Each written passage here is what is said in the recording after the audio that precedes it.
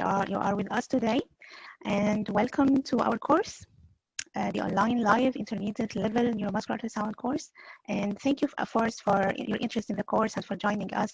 And I wish you a good time with us, and I hope the course will be fruitful and beneficial as well. The course, as you know, is organized by the Egyptian Neuromuscular Ultrasound Society in collaboration with my department, the PMR department, Faculty of Medicine, and Shams University in Cairo, Egypt. And with us as well today, Professor Manal Sebai, the head of our department, who will welcome you in a few minutes. This course was actually originally planned as a face-to-face course or a physical course, and it was supposed to be held on these same days, today and tomorrow, in Cairo as a physical course. And of course, given the unstable situation of the pandemic, we just decided to go virtual this year, and we hope we can go with our plans next year. So we are planning to conduct this course as a physical course next year, hopefully on the same days in August 2021, extending from the course will be running over 4 days from August 27 to 30. And it's supposed to be 2 days intermediate level course followed by 2 days advanced course. So just save the dates if you are interested and follow the updates. So before I give an overview over the course, I would like just to welcome my guest speakers today and our faculty, Professor Antonios Kerasnoudis, Professor of Neurology at St. Luke Hospital in Greece and St. Joseph Hospital in Germany. We have with us as well Professor Doris Lebas-Samal. She is a neurologist. She was an associate professor at University of Vienna in Austria, and she has just shifted to work in practice in Upper Austria. She was the head of the EMG lab, and she established the local lab for neuromuscular ultrasound, and she is as well the founder of Sono Campus, which is an e-learning platform for neuromuscular ultrasound. Joining us later after a few minutes, Professor Natalie Winter, Professor of Neurology at Tübingen University, Germany. I would like just to take the chance to thank our guest speakers today. It's a really pleasure and honor to work with them, and I cannot thank enough for their efforts and for their help during the preparation of this course. It really needs an effort and time. Every one of them will give about 4 talks and practical sessions, so it's really great effort to prepare these lectures and to prepare the videos for the practical session. So I truly appreciate their presence, and I am really looking forward to their lectures and practical sessions. So I would like also to thank Medica Conference, the managing company, for their help, and they will helping you throughout the course today and tomorrow.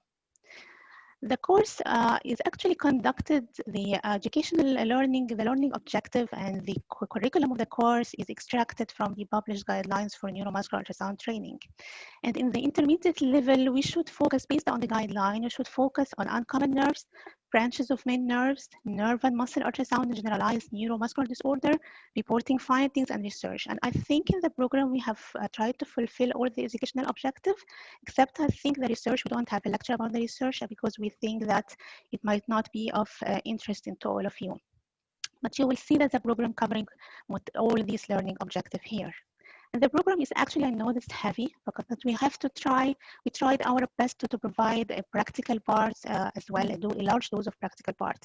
So you will see that one topic is addressed as a theoretical lecture and as a practical demo part as well. So I really hope that you will enjoy this course. I think that most of you have the PDF version. We have sent it to you yesterday. Just was missing in the version that you have this lecture tomorrow, Dr. Natalie lecture about the nerve ultrasound in generalized nerve disorders, but the timing and the start and the end time are the same. Just before we start, just a few housekeeping tips related to Zoom. You can interact with us as usual through the chat box or through raise hand option. And so if you have any problem with the video or audio, just chat with us or raise your hand, and Medica Conference team will be happy to help you. You can submit your questions in the questions and answer box, and our speakers will be able to receive your questions at the end of each talk, and we'll try to have extra time at the end of each day for any extra questions, of course. Just to kindly note that the webinar will be recorded. Hopefully it will be fully recorded, and we will try to make it available within 1 week after the course. Just to give us some time after the course to be able to do that. But my modest advice is just to try to attend the whole course if you can, because sometimes we will reach the limit of cloud recording, especially if the course is long. So sometimes there will be missing lectures. So if you don't want to miss any lecture, if you can, try to attend the whole course. And thank you again for joining us. Enjoy the course, and I wish you a lovely day with us today. Just before we start, Professor Manas Tibai, she is with us. She will just welcome you, and then we'll start immediately our scientific sessions. Thank you. Professor Mana, the screen, you can start your audio and video. Good morning. Good morning, Dr. Mana. Good morning, everyone.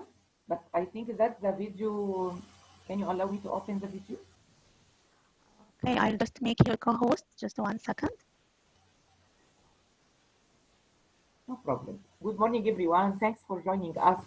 I'd like to welcome our eminent pioneer international speakers and also to ask Professor Iman Tawfiq and to welcome all the participants who are joining us from different regions to attend this unique and beneficial course of international neuromuscular ultrasound in Egypt in collaboration with Physical Medicine, Rheumatology and Rehabilitation Department in Shams University, or for your attendance, looking always forward for new hopes for our patients.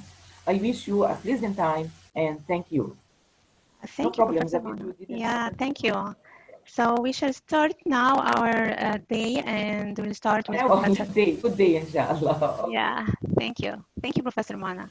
Okay.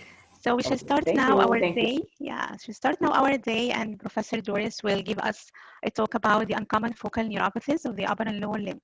So looking forward to this story. So the screen is yours.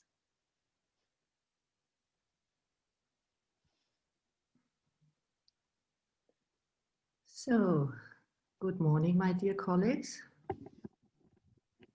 Sorry. So, first of all, thank you very much for the invitation. I feel very honored that was I'd love to see you all personally in Cairo, but hopefully this works next year when times are safer again. Yeah. So we are about to start out. We made a little selection of upper and lower limbs. We hope you will enjoy and can learn a lot for your practice. And we just jump right into it with a patient. So we saw a 42-year-old female patient who experienced a sudden onset of pain in the right cubital groove that radiated to the shoulder. Actually, the pain started just one day after she received an IV treatment for a respiratory infection. And the IV, sorry, I didn't find another picture. Actually, the IV was in the cubital groove. So she always thought it had to do with the IV.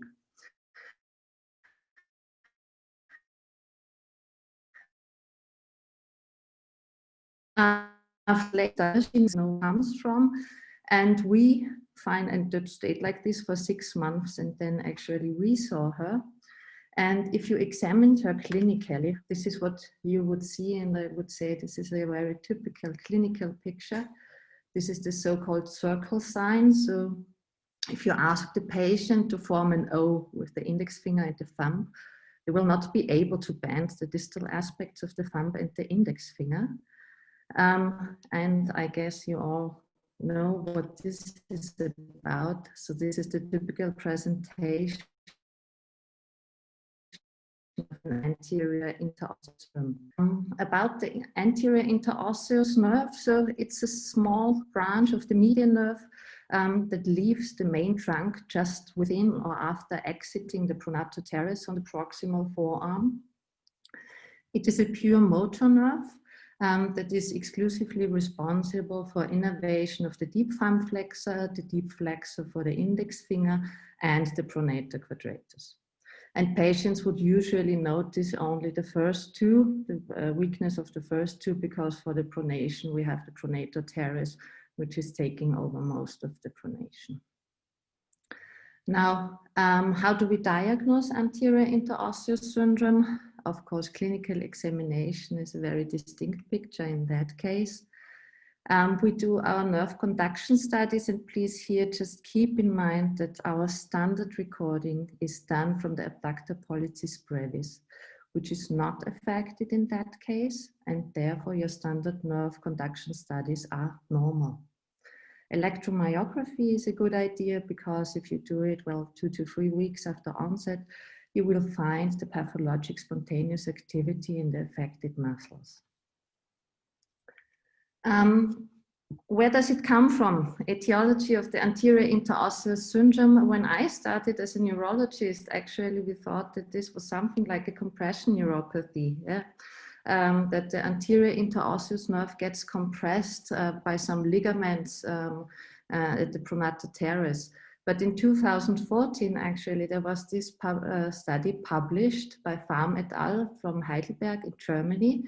And this is, I think, a very beautiful example of how nerve imaging can also shift our paradigms of understanding nerve disease. What they could show is that actually those 20 patients with anterior interosseous syndrome, all of them had T2 lesions of the dorsolateral fascicles, so not of the whole nerve, but of certain fascicles within the median nerve. And if you are familiar with somatotropy of the median nerve, I just admit that I was not that familiar with it, you would see that these are the fascicles that will form the anterior interosseous nerve on the forearm. So this shifted our understanding from anterior interosseous syndrome from a compression neuropathy within the family of neuralgic amyotrophy spectrum disorders. So neuralgic amyotrophy has many ways. It can look like they all have in common that actually patients experience episodes or attacks of extreme neuropathic pain that is located most often in the shoulder, radiating to the arm. In anterior interosseous syndrome, you would have the maximum in the upper arm. And the pain vanishes just after 3 weeks. Usually patients would think that it was successfully treated, but then there is a fast onset of multifocal paresis and also often marked atrophy of the affected upper limb muscles. Of course, in anterior interosseous syndrome, it's only of the affected muscles, but in the classic phenotype, which is the most common, you would find patchy paresis of muscles, or especially of the shoulder gill.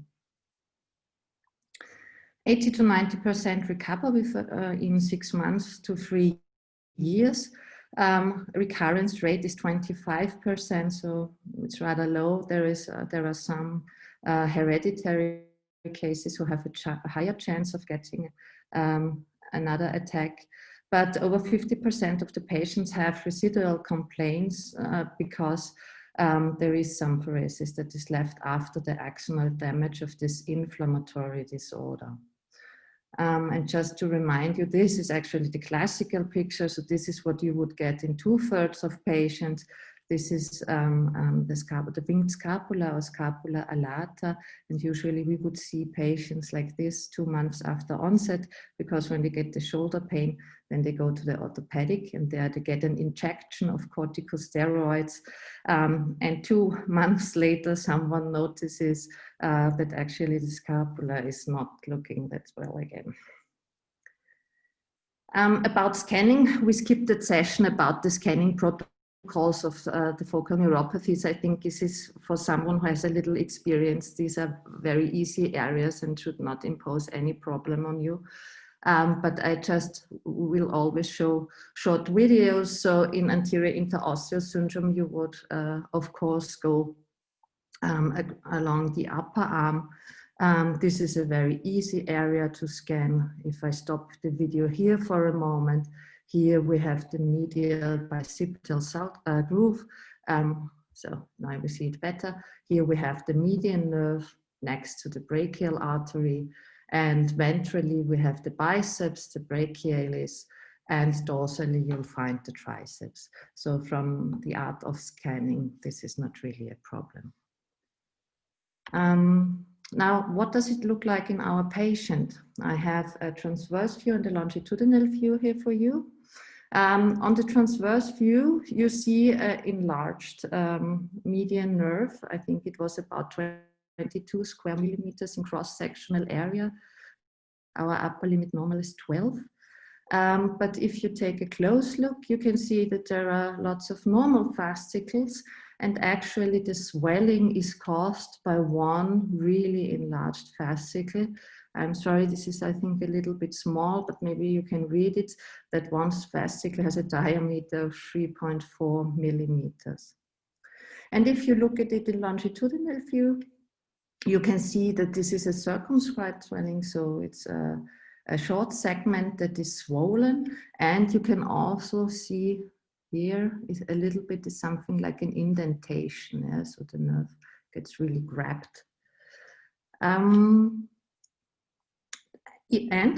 just to point out, if you have someone with a disease that is maybe about 2 months ago, please always also think of the muscles, yeah, because they will show you atrophy, neurogenic atrophy. Like the easiest to scan in this syndrome is, of course, the pronator quadratus. It's distal, it's very easy to find because it actually has a different orientation than all the other muscles in the small, nice muscle belly on the distal forearm. So here, check for neurogenic atrophy. So. Then just to point out that there is more, yeah, there have been different findings described in neuralgic amyotrophy. Nerve enlargement is only one of them. Yeah? So the classical picture is that you will find a nerve that is swollen in some segment, but it has also been described that incomplete constrictions, which we also just saw in our patient. Yeah. Then there has also been described some hourglass-like complete constriction, so where the diameter of the whole nerve is actually affected. And there are even some rare cases of fascicular entwinement, so where really it looks like the nerve got rolled up. It is not really clear how this happens. The theory is that somehow with the scarring, this will happen over the years. Okay, to sum up of the anterior interosseous syndrome, scan the whole upper arm, look out for fascicular swelling or also swelling of the nerve. Then think that it does not only have to be anterior interosseous syndrome, it can be a neuralgic amyotrophy that also affects, for example, the upper brachial plexus. So you might want to extend your examination up there. And okay, sorry, that was it already from my side about the scanning. So not too difficult, beautiful if you find it.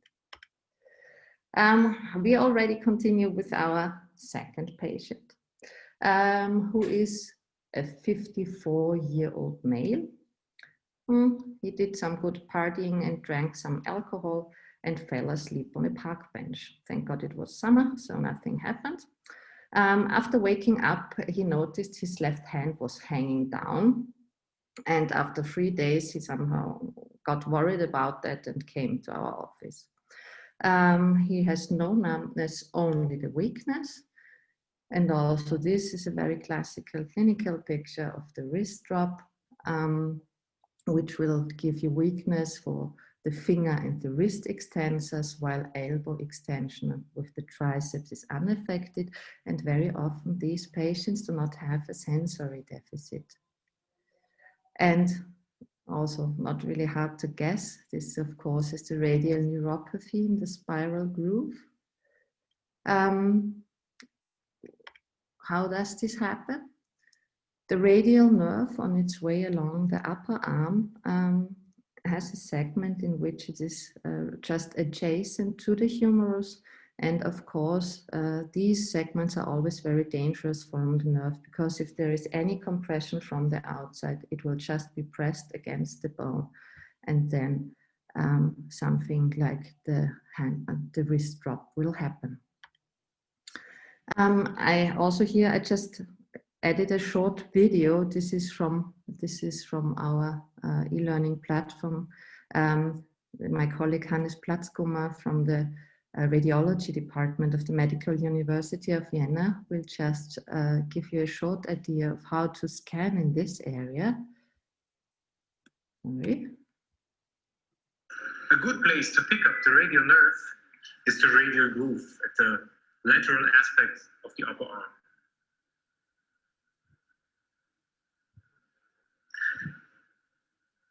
In the transverse scan, you will see the humeral bone, and close by, in direct contact to the humeral bone, is the radial nerve. Very often you will see two hypoechoic structures here. If you have difficulties to distinguish the deep brachial artery from the radial nerve, use the color bone.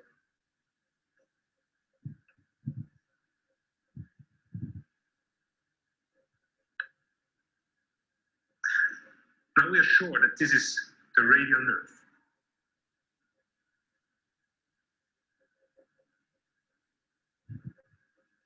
And follow the radial nerve up to its origin from the posterior fascia.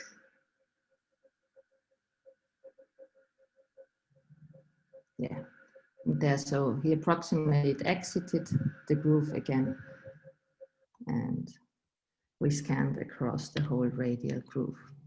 Now again, what does this look like now in our patient? I'll show you two forms of measurement. First, here we see a comparison of two sides. The distal upper arm, the radial nerve, has a cross-sectional area of only 3 square millimeters. And here, just before entering the spiral groove, it just increases to 6 to 7 square millimeters. So this is a clear change in caliber we can use. And a second possibility, of course, always is that to compare it to the other side, if you are unsecure whether this is normal or not. And this also worked in this patient. So if you compare the right to the left side, you would see that actually on the left you have about double the cross-sectional area compared to the unaffected side. So then you already got your diagnosis. For scanning here, yes, scan across the spiral groove. So look approximately, look distally for any sort of swelling. Be aware, not always you will find it. Yeah, there are studies that about, I think, 40 to 50% of patients with acute compressive neuropathies will show that circumscribed swelling. Okay, so in this case, no findings are also good findings. Yeah, because if you have a clear history of compression from the outside, you can be quite sure that this will recover within the next 6 weeks. Good. Our next patient. Our next patient is a 54-year-old male. This one unfortunately got into a motorcycle accident and ended with a fracture of the left radius. He got the blast, he got the external fixator, and after this, the external fixator was taken off, actually a finger drop was noticed. Yeah? So like this. So this patient is able to raise the lift, but he's not able to extend the fingers. And this you already know, of course, is a more distal form of a lesion of the radial nerve. It's affection of its motor end branch is the posterior interosseous nerve. You see it here, so about the height of the elbow, actually the radial nerve will split up into the superficial branch, which I removed here, and the deep branch, which will then head through the supinator muscle and provide innervation. Also here we have a short scanning video for you.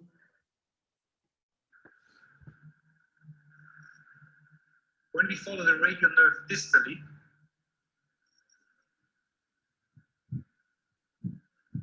it will travel along the brachioradial muscle on top of the brachialis muscle. We can already see that the radial nerve splits up into two branches, the superficial branch and the deep branch. If you're not sure which one is which, no problem. We follow one structure and we will find out soon. This is the benefit of a bigger linear probe. You can see much more in one view. So what I do here in this position, I will travel up and downwards, and I see on the lateral aspect that the nerve is diving into a septated muscle. This is the supinator muscle. Therefore, what we can see in the middle of the image is the deep branch of the radial nerve. At this side, the nerve typically is flattened. Okay, so this is how you identify the nerve. And now what does this look like in our patient? So we have here the posterior interosseous nerve. We follow it distally, getting into the supinator muscle, and we see obviously that there is also some change in diameter along the way. Also here, we can use side-to-side comparison. We are not really sure how big it should be. And we see here that it's 2 square millimeters on the unaffected side and 5 square millimeters on the affected side, which is also more than double and helps us with diagnosing the traumatic lesion. Just a small sidestep to ultrasound and the significant difference, because very often we use side-to-side comparison when doing neuromuscular ultrasound. It helps us when we are dealing with a side-door nerve for which we do not have reference values. And also the variability of nerve thickness is very big between individuals. This is also why the reference values out there vary about 100% usually. So it can be very handy, especially if you're looking at the unilateral pathology, so like a nerve trauma, but be careful if there is possible bilateral pathology. And I think a very important saying came from Won et al. When there is a difference of at least 30% between sides, then we should do further investigation, because this is something that is really the same throughout all the studies about reference values out there. Within an individual, nerves will not vary more than 30% between sides, okay?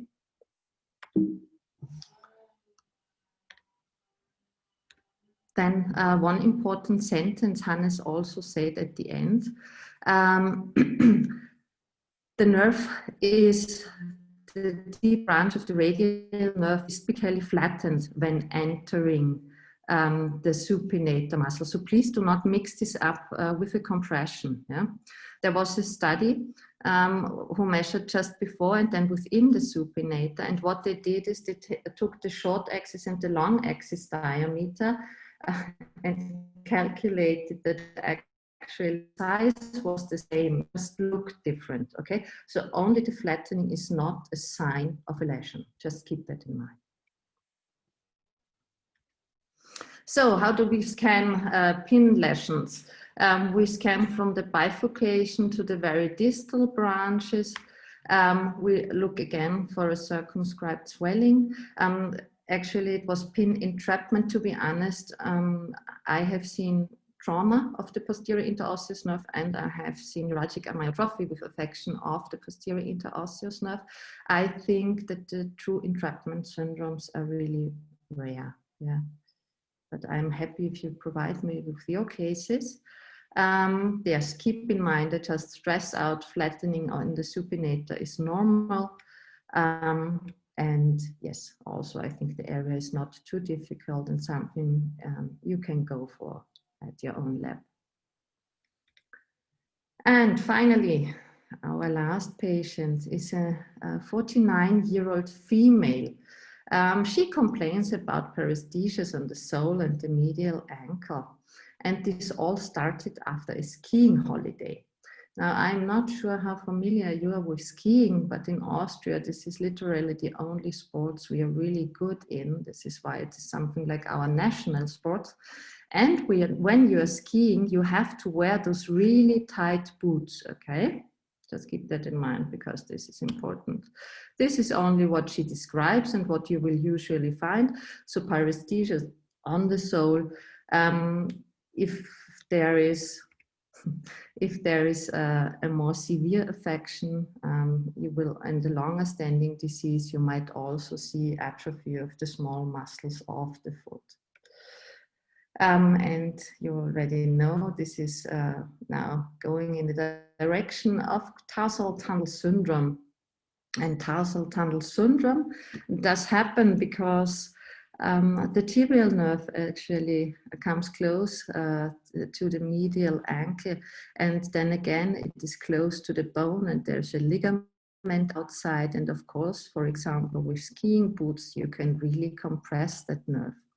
You don't have so the tibial nerve is not the only structure in there.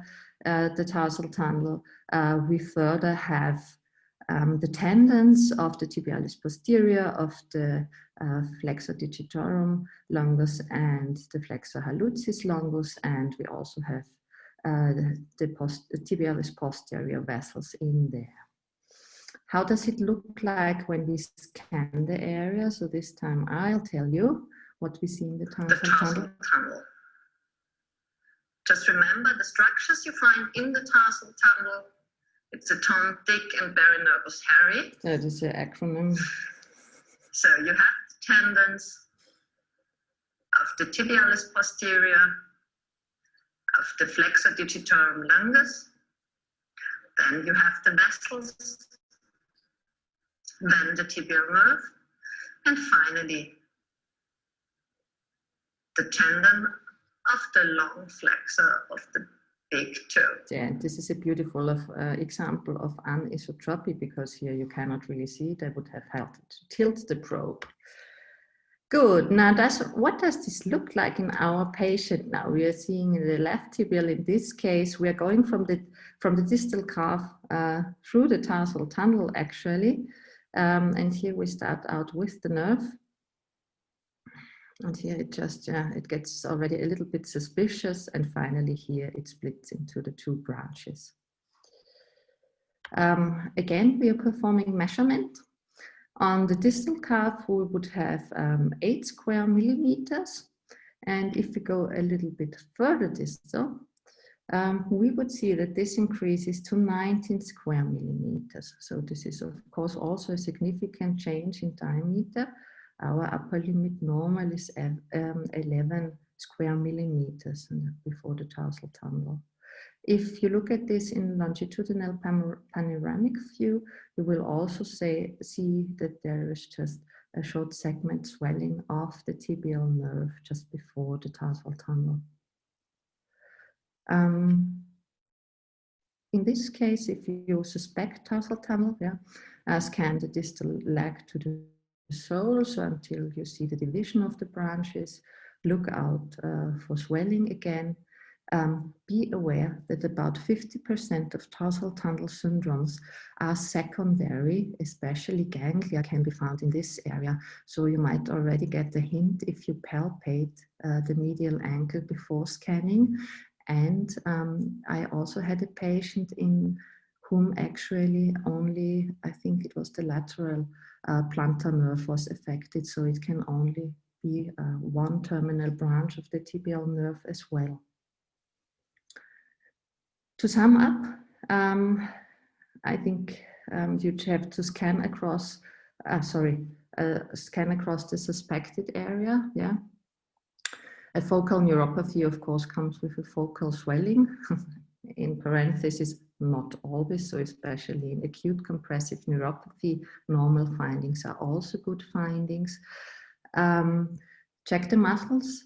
If the disease has been around for about 2 months, so ultrasound is not too early in really showing you neurogenic atrophy. If you see the patient some weeks after onset, you might not find it. And please also keep in mind, if it is unremarkable, then check proximal. Yeah, think about the anterior interosseous syndrome. For example, in the tibial nerve, if there is only sensory disturbance, yeah, this can, of course, also be something that is more proximal. So I say thank you for your attention and hope you could actually learn a lot here. So.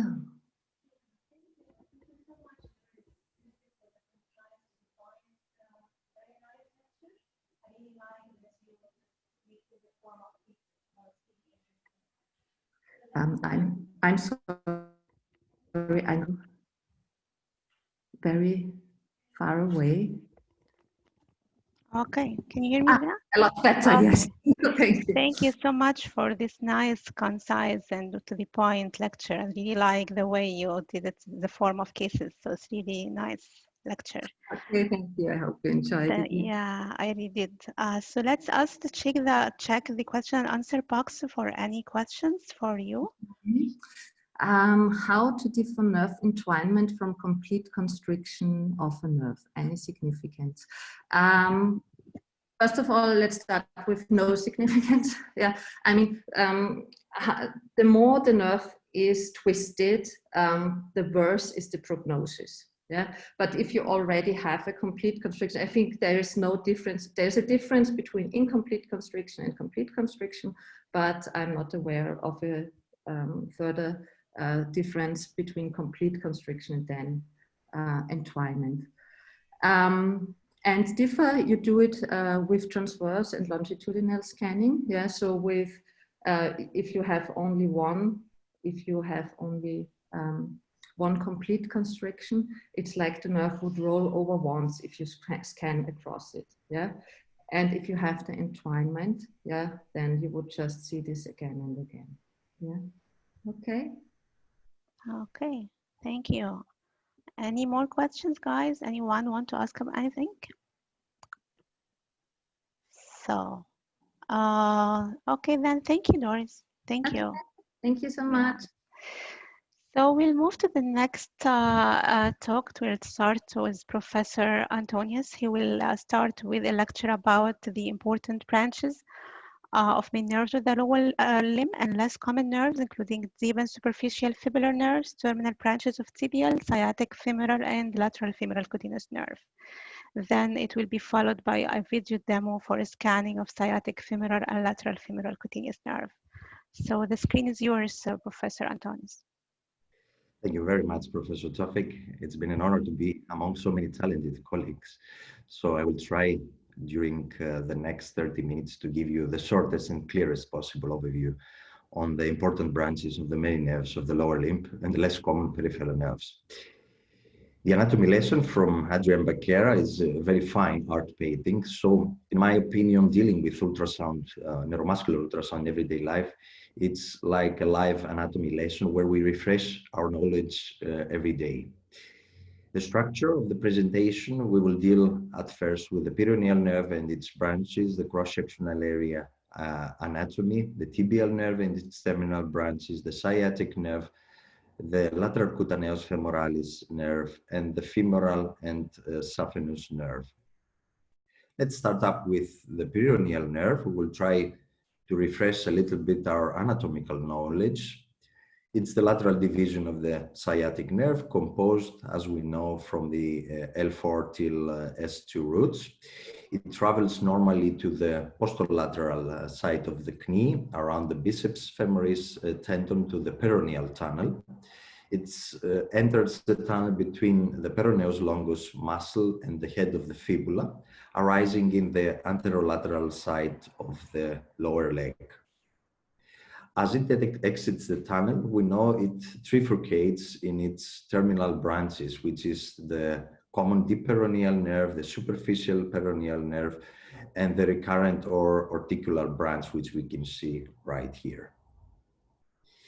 We know before it divides, it gives motor innervation to the short head of the biceps femoris muscle, and it gives sensory innervation to the lateral leg via the lateral sural cutaneous nerve. So we see here the trifurcation, the deep peroneal branch, and the superficial peroneal branch. At the level of the popliteal fossa, it descends medially and further distal dorsomedially to the tendon of the biceps femoris muscle, which we usually use as the main landmark to locate the common peroneal nerve, or else we can use the so-called popliteal artery. So how does this look like if we place the ultrasound probe at this level right here? So we see the biceps femoris muscle with its tendon, and right next to the tendon of the biceps femoris muscle, we usually expect the common peroneal nerve. So I go a little bit back. At the front, we see the common peroneal nerve, a small part of the gastrocnemius lateralis, and the popliteal vessels, the artery and the vein. The deep peroneal nerve, it's the terminal branch of the common peroneal nerve. It usually provides motor innervation to the anterior compartment of the leg. That means to the tibialis anterior muscle, the extensor digitorum, the extensor hallucis longus, and the peroneus tertius. And at the level of the bifurcation, it provides a recurrent articular branch to the proximal tibiofibular joint. It then courses distal and dorsal in the anterior compartment between the long and the short peroneal muscles, accompanied usually by the anterior tibial artery, and it runs distally, passing just below the inferior retinaculum. So it supplies the ankle joint with its medial and lateral articular branches, while its distal branches usually innervate the skin between the first and the second toe, as well as the extensor digitorum brevis muscle.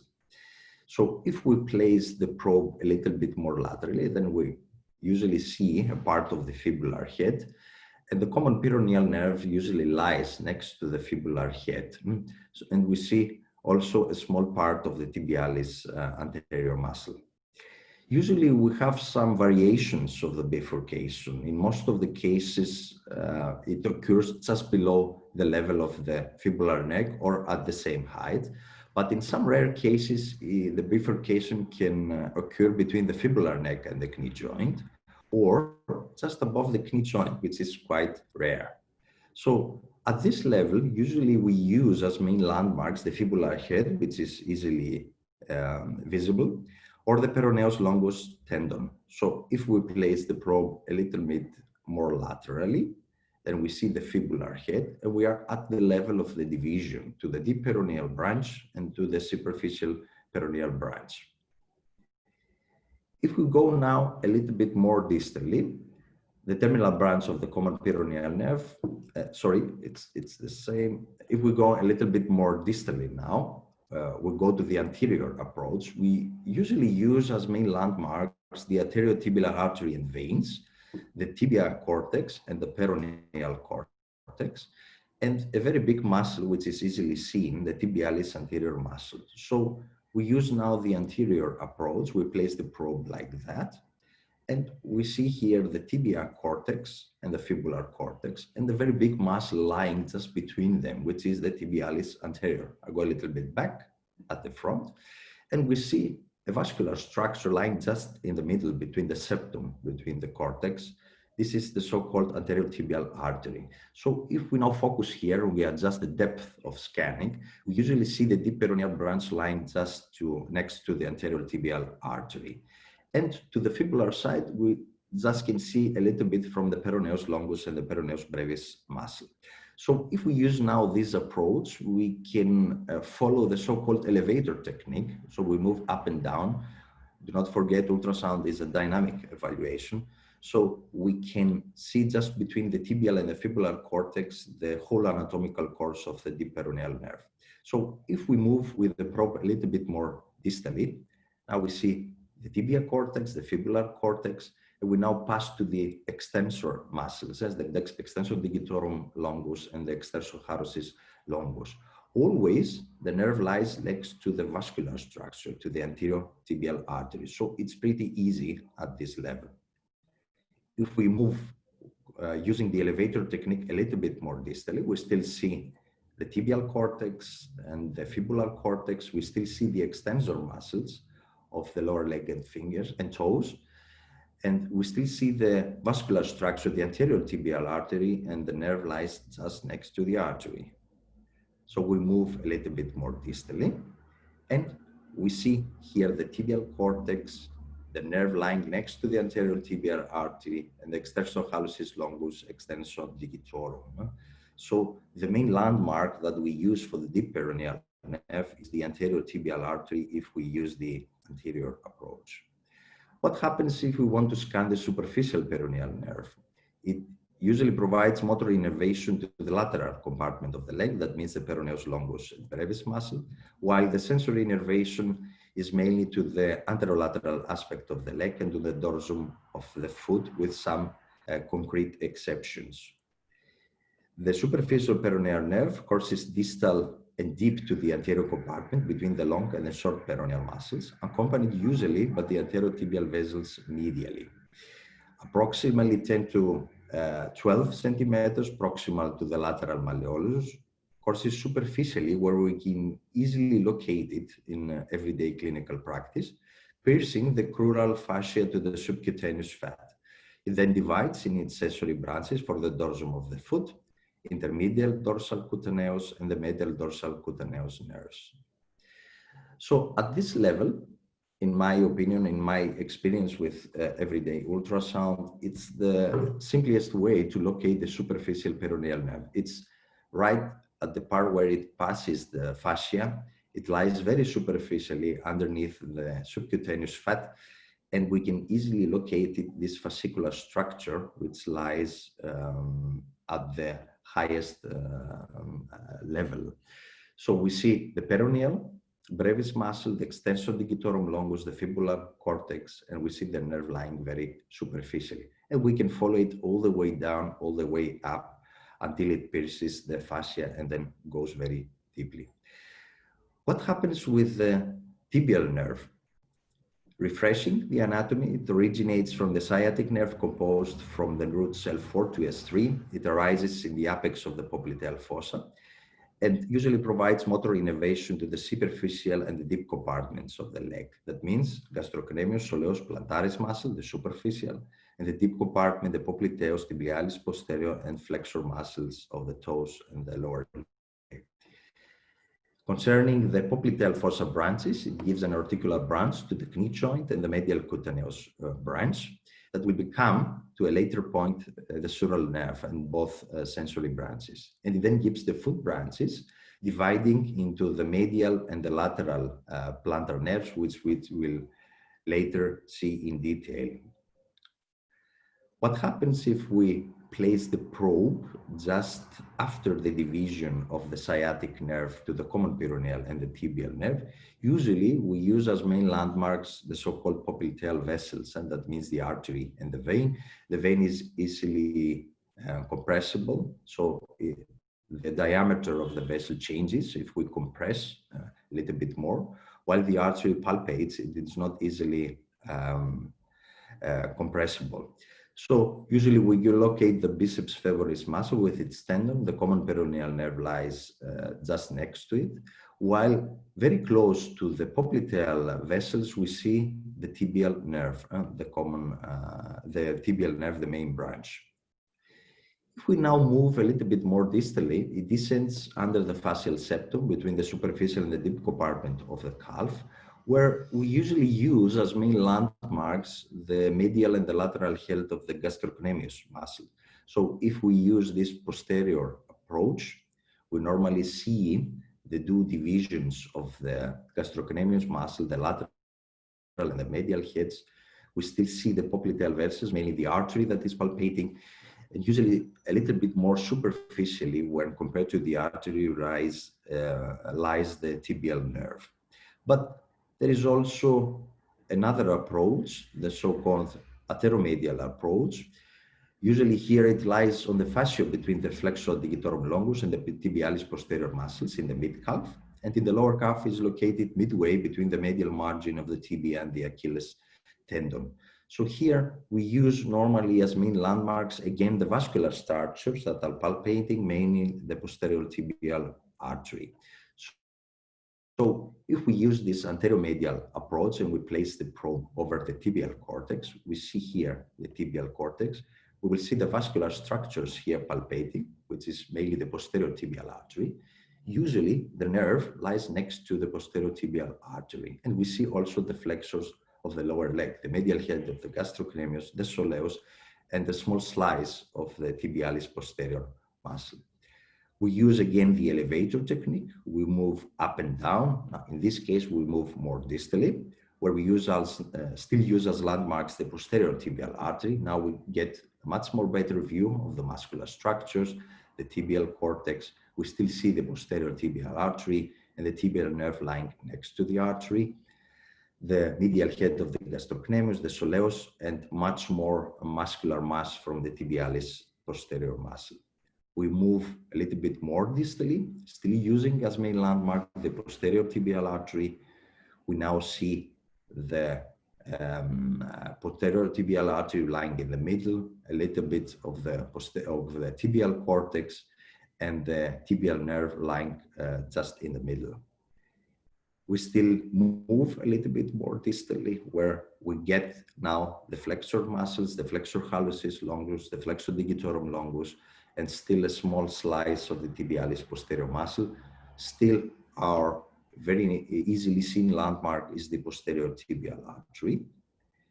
And then we reach the ankle, where we use as main landmarks the flexor retinaculum, the roof of the tarsal tunnel, the medial malleolus, the talus, and the calcaneus, which are the ossuary structures, the posterior tibialis vessels, and the tendons of the tibialis anterior flexor digitorum longus and hallucis tendon, the so-called mnemonic rule, Tom, Dick, and Harry, and if we add the nerve structures, the very nervous Harry.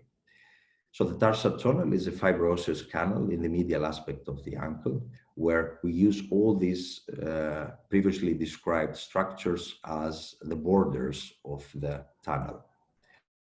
So if we place the Doppler window, now we see very easily the vessels lying in the middle, and we expect the tendons of the tibialis posterior, the flexor digitorum, and the flexor hallucis lying on this side, and the nerve just between the vascular structure and the tendon. What happens if we want to go a little bit more distally to the terminal branches? Usually, in my experience, it is much more easily seen if we use the hockey stick probe. But if we have also the linear probe, high frequency, the small one, then it can be also easily examined. So mainly we examine in everyday life the two very common sensory branches, the medial and the lateral plantar nerve. If we place the probe like that, then we see the division of the tibial nerve to its two sensory branches, the plantaris lateralis and the plantaris medialis. The vessels usually lie in the middle. While if we go a little bit more distally and we follow the anatomical course of the sensory branches, we usually use as orientating structure the flexor digitorum muscle, which lies in the middle. So if we place the probe like that, it's a very nice publication from the radiographics from Masna and al. Then we get a very nice picture of the nerve lying, of the medial plantar nerve lying in the middle, the abductor muscle, and this is also the inferior side. If we go a little bit more distally, right at this level, then we use the flexor digitorum brevis muscle as orientating structure. And we expect that the medial and the lateral branch lie at the medial and at the lateral side of the muscle. What happens if we want now to examine the sciatic nerve, which is pretty tricky, especially if the patients have a little bit more body weight, a little bit more fat tissue, which causes difficulties to the ultrasound waves. Refreshing our anatomy, the sciatic nerve has no cutaneous branch for the high, provides the connection to the nervous system for the skin of the lateral leg and the whole foot, the muscles of the back of the thigh, and those of the leg and the foot. It is derived in most of the cases from the spinal nerve cell 4 to S3, and contains fiber from both the anterior and posterior divisions of the lumbosacral plexus. So it gives innervation to the biceps femoris, semitendinosus, adductor-magnus, and semimembranosus muscles, while more distally, via, of course, the peroneal and the tibial nerve, it gives innervation to the extensors and the flexors of the lower leg. Usually when we scan the gluteal region, we need an ultrasound probe where we can reduce the frequency, where the frequency is adjustable, either automatically via the ultrasound machine or manually. So we gain in depth what we lose in ultrasound quality. Normally the nerve is a very big structure lying in the middle, just between the posterior compartment, the gluteus medius muscle, and the anterior compartment, the quadriceps femoris. So if we can easily recognize a fascicular structure lying in the middle, then possibly we deal with a sciatic nerve. If we move a little bit more distally, just before the division to the common peroneal and the tibial branch, we expect the biceps femoris muscle and the semimembranosus muscle. So the nerve lies just between, and we see a little bit of the femoral cortex. Just at the level of division to the common peroneal and the tibial nerve, we expect the common peroneal branch lying next to the biceps femoris muscle and more distally to the tendon, just between the two heads, while the tibial nerve is very close to the popliteal vessels and the semimembranosus muscle. What happens if we want to scan the lateral cutaneous nerve? It's much more tricky in everyday life. Here we have a small gap of the electrophysiology, especially in obese patients, where when we use the side-to-side comparison, very, very often we don't get any sensory potentials, even in healthy patients. So the lateral femoral cutaneous nerve of the thigh is normally a derivative of the posterior divisions of the roots L2 and L3. It travels through the pelvis, heading towards the anterior superior iliac spine, where we can sometimes locate the nerve. It then usually exits the lesser pelvis under the inguinal ligament, anterior to the axis in most of the cases, bifurcates into an anterior and posterior division along the length of the thigh, and usually provides mainly sensory innervation to the skin of the anterolateral and lateral aspects of the thigh. So when people come to the practice with meralgia paresthetica, irritative lesions of the lateral cutaneous nerve, mainly the examinations of choice could be ultrasound when compared to electrophysiology due to the pitfalls.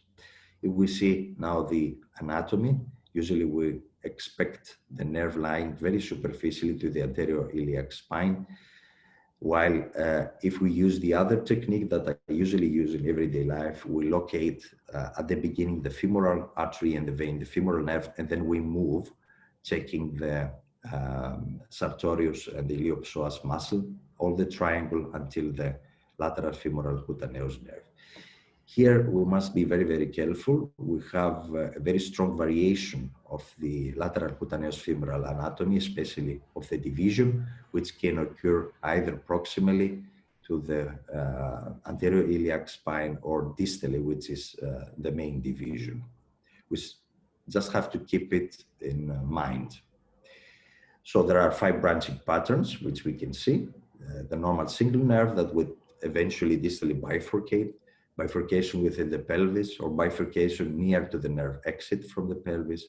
We can sometimes see trifurcation or quadrifurcation. I have never seen something like that, but we can read it in the anatomical books. So I use a little bit more another approach to locate the nerve. I don't start from the anterior iliac spine, which is pretty difficult when somebody starts with ultrasound, but I usually locate the femoral nerve at first, the femoral vessels, and then I move more laterally to locate the lateral cutaneous nerve. So at first we place the probe like that to locate the femoral vessels, which are palpating the artery and the vein, which is easily compressible. And we expect that the nerve usually lies a little bit more laterally to the vessels. So if we locate the femoral vessels and the nerve, then we can move with the probe a little bit more laterally using the elevator technique to locate the triangle, the muscular triangle, which is something like that. So if we locate this triangle from between iliopsoas and sartorius muscle, here we have the fascia line superficially, then we can follow this triangle all the way up, which is the lateral part, the iliopsoas lying a little bit more deeply. And if we follow this muscular structure, we reach the fascia lata and the tensor fascia lata, where usually we expect at the lateral part of the muscular structures, the nerve lying very superficially. Here is pretty tricky. So we have to adjust the depth. We have to get a little bit more superficially to locate where's the nerve. So it's tricky. The nerve is very, very small. The muscular structures sometimes are having superficially much more subcutaneous fat tissue. So we have to use a dynamic technique. Then I will show you during the second presentation how we use the videos, the dynamic examination to locate the nerve. So the static image is a little bit difficult. If we want now to scan the femoral and the saphenous nerve, we know that the femoral nerve is the major nerve supplying the anterior compartment of the thigh. It is the largest branch of the lumbar plexus and arises from the dorsal divisions of the ventral rami of the second, third, and fourth lumbar nerves. It enters the Scarpa's triangle, passing beneath the lingual ligament, just lateral to the femoral artery.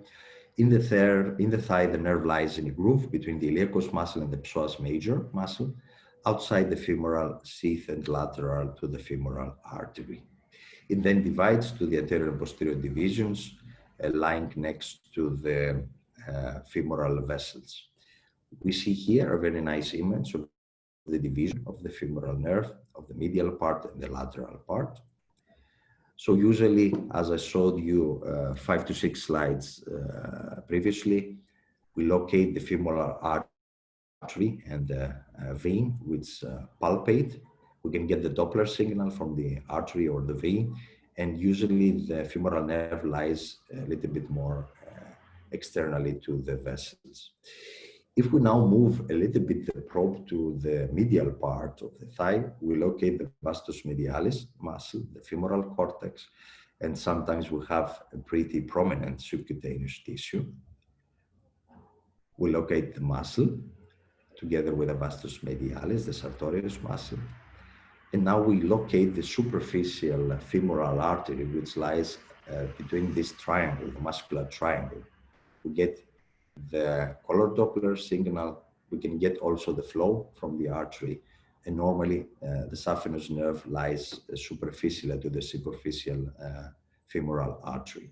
We can follow the nerve all the way down, just next to the saphenous vein.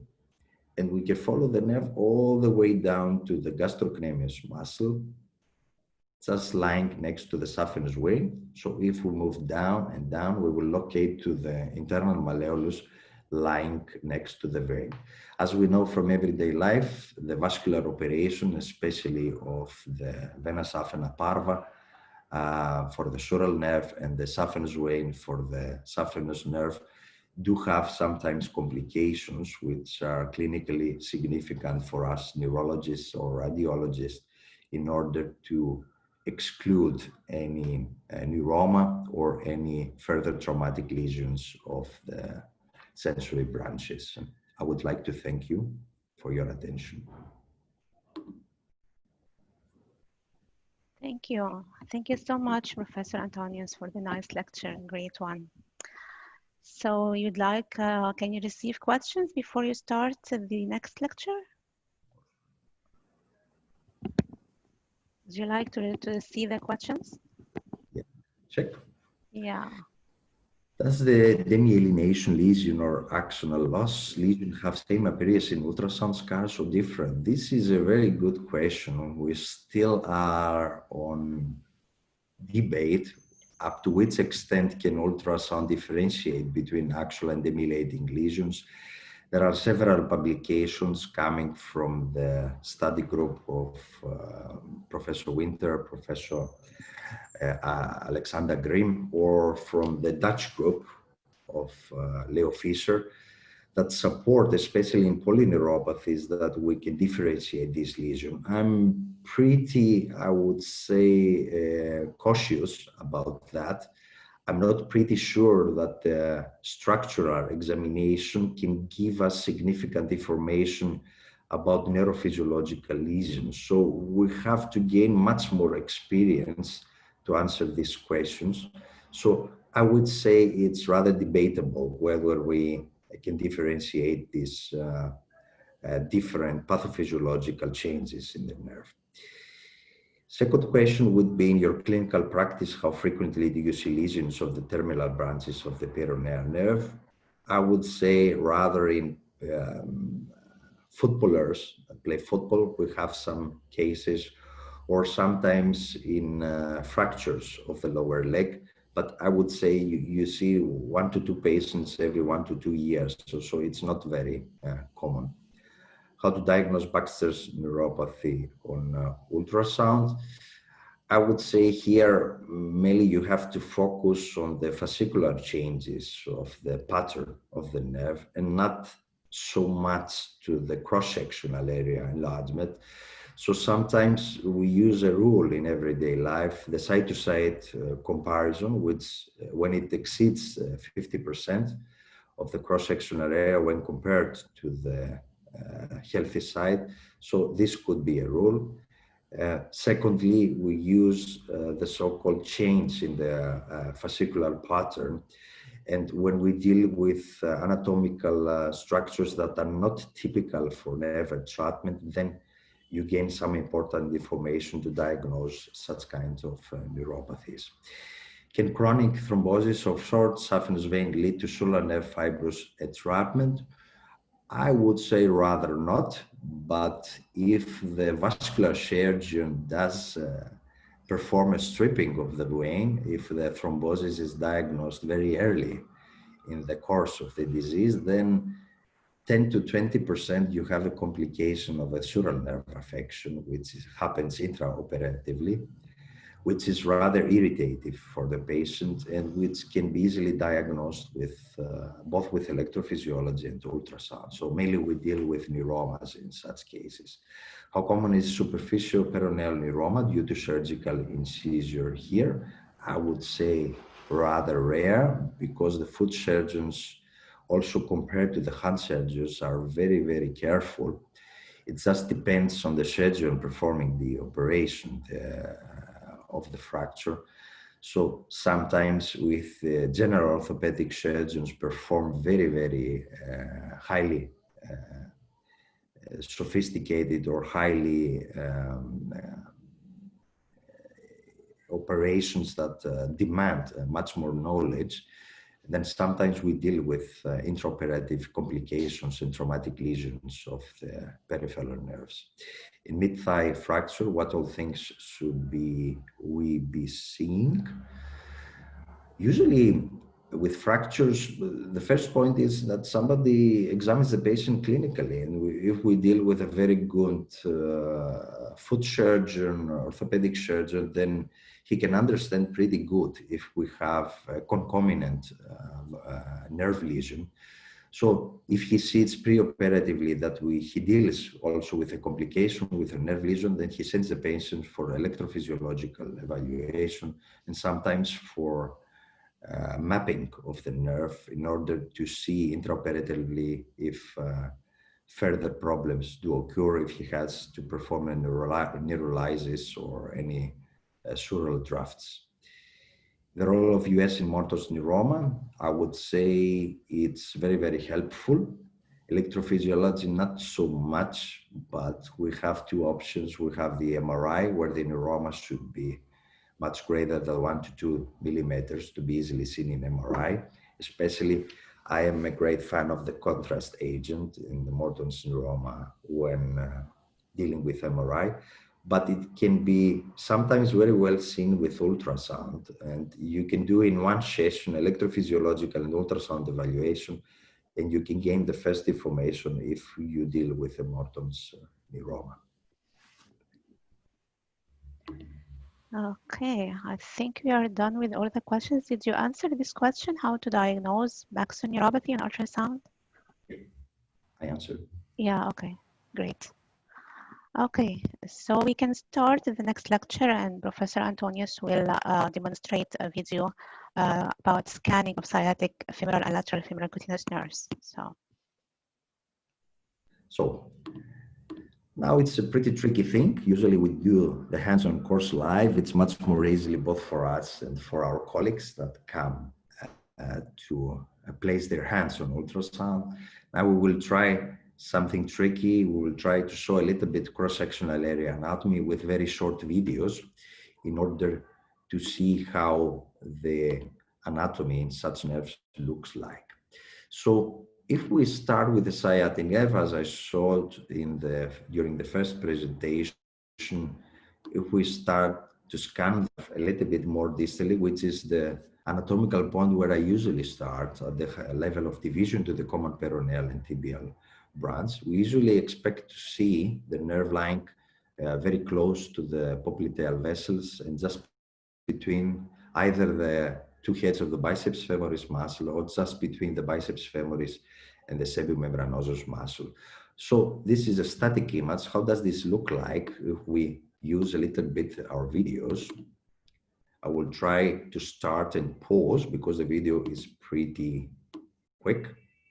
So we place the probe at this level. And if we scan a little bit more dynamically, and you see a very oval structure lying in the middle. So if we perform a dynamic evaluation, then you see a division happening here. This is the main ovular structure, fascicular structure is the sciatic nerve. So if we perform a dynamic examination, go at the front and back, then you see the division here happening to the common peroneal and the tibial branch. We are at the level or just between the biceps femoris and the gluteus muscle. So this is the first video. If we now play the second video, much more easily seen here, we use a little bit also the anisotropy adaptation of the angle. So you see lying in the middle, the sciatic nerve just before the division. So I go back and at the front, you see the fascicular structure. And if we play a little bit with the anisotropy here, adaptation of the angle, then the echogenicity does change a little bit.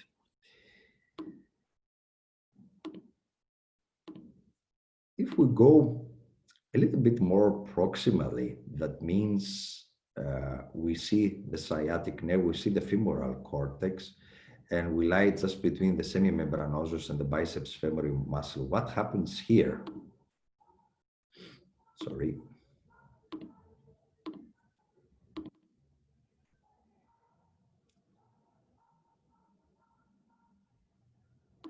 So I will go back.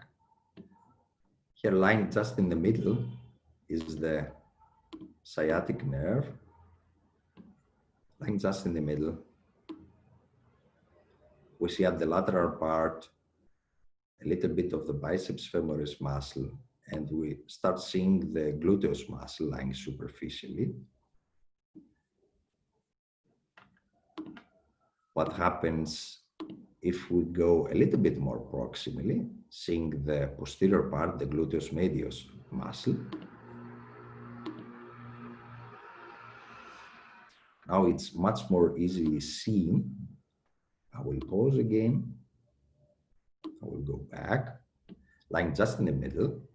The anterior compartment is not very good seen due to the depth, but we see the posterior compartment, the gluteus medius muscle. So it's lying between the septum of these muscles, the ovular structure right at the middle of the screen. Here we try to play a little bit with anisotropy.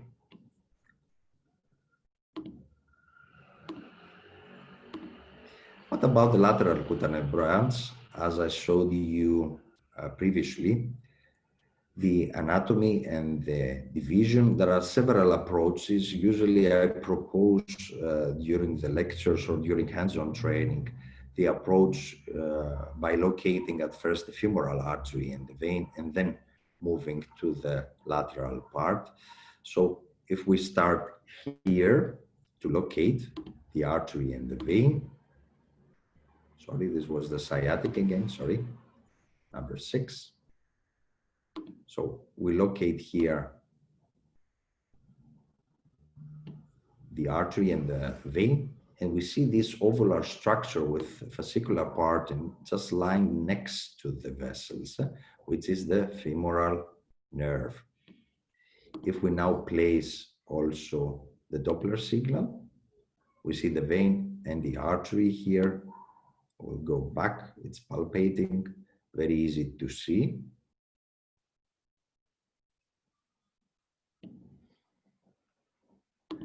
We can also get the Doppler signal from the artery. It's a triphasic one. So now we will try to move a little bit more laterally to locate the muscular triangle, as I showed you previously. Let's check the next video. So we will start slowly. So here are the vessels and the femoral nerve. We locate the muscular triangle, and now we move laterally, following the triangle, the muscular triangle, all the way laterally, laterally, laterally, laterally. Now we are at the middle of the triangle.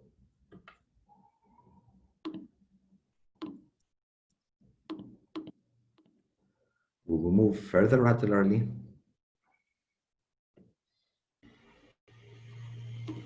So now we have to focus here as we reach the lateral end of the muscular triangle. We see the subcutaneous tissue and the fascia. We have to focus at this level to check where the nerve is coming.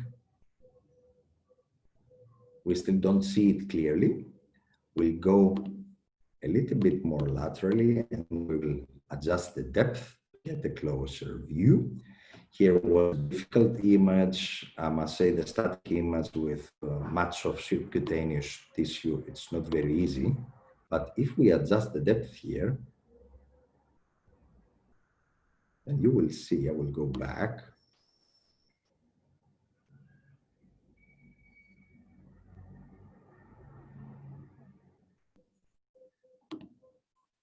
Let's move to 13 video, a little bit more clear.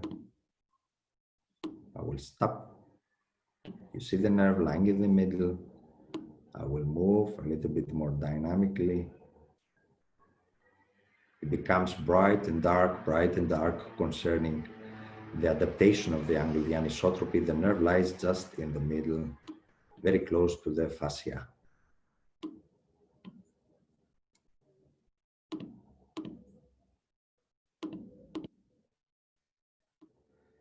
What happens with the femoral and the saphenous nerve? As I showed you before, we locate the artery. It's the video 6 to 8 I showed you. We follow the nerve down to the sartorius muscle and we locate the superficial femoral artery. I will show you at first. Here is again the lateral cutaneous femoralis, very superficially, piercing the fascia. We locate the vessels. And now we locate the superficial femoral artery, which is also here seen mainly. I will stop the video. Lying here at the middle. So if we use dynamic approach using the elevator technique, we can see the superficial femoral artery lying in the middle.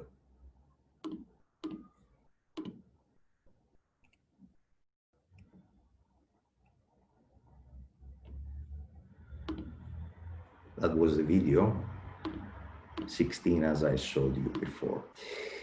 So it's pretty difficult to show in detail with very short videos, especially when somebody has not an experienced eye to focus on such structures. It's much more easily when we do hands-on training.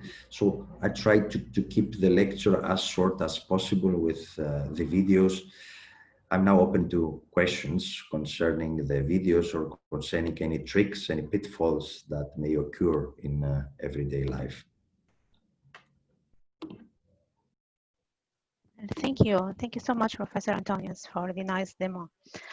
So let's check. We have plenty of time before the next talk, so yeah, we can receive questions. I think there is a question here in the question answer. How to identify suprainguinal bifurcation of the lateral cutaneous femoralis, especially to compare to opposite side to diagnose neuropathy by comparing diameter and CSA. Here there is a problem. There is a clinical problem. We have a bifurcation, a trifurcation, which I have never seen, or a quadrifurcation. The problem is what you have to measure. You measure the main branch of the nerve, you measure both of the bifurcation, especially if it is proximally, or on the other side, if you have another atom, which should be compared. Usually, if the patient is not obese, I'm a great fan of the fascicular pattern. That means normally we see 2 to 3 fascicles of the lateral cutaneous nerve. And suddenly, if somebody has a meralgia paresthetica, you just lose the homogeneity. You see a pretty dark nerve. And especially if you compare it to the other side, regardless if it is bifurcated proximally or distally, and you see a very healthy nerve, that means the homogeneity is preserved during the proximal or distal anatomical course, then I would rather use the criterion of the homogeneity. If you have a simple anatomy, that means distal bifurcation, and you measure proximally, then yes, you can use the diameter and the rule of 50% over as a pathognomonic finding in everyday life. Criteria to diagnose a saphenous syndrome, I would say it's rather a clinical diagnosis. And to a secondary point, an electrophysiological ultrasound diagnosis. So you have to gain some important information from the medical history. Has the patient been operated for any vascular thrombosis, any venous thrombosis, any external injury, any uncommon sports activities in everyday life? And I think using a simple pin, you can diagnose if the dermatome that has the hypesthesia or the irritative lesion is supportive for saphenous nerve lesion.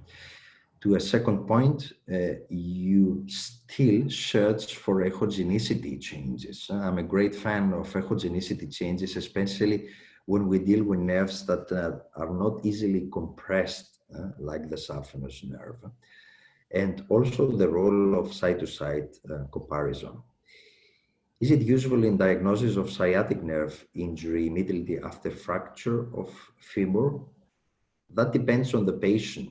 And I always say if you have an obese patient, it's difficult after a fracture to see if the nerve is also injured or if the nerve has a neurotmesis or an axonotmesis. It's pretty tricky.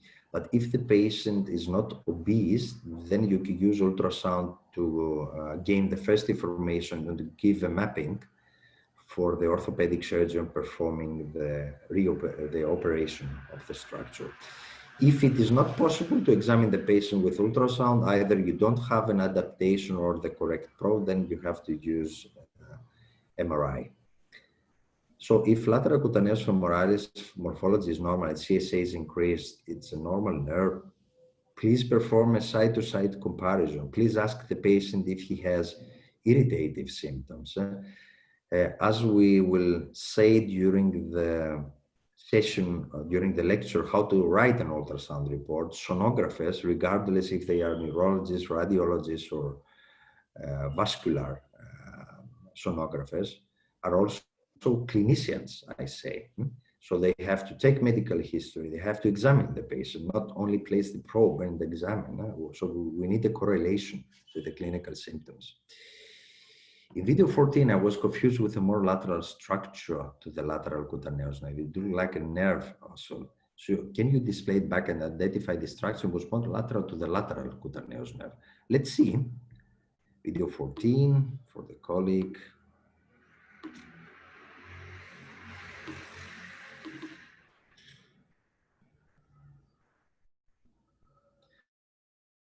So I will go back and stop the video.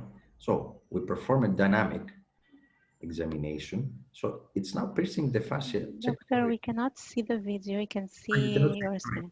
Ah, You share screen. Okay, sorry. okay. Thank you. I forgot. Just give me 1 minute.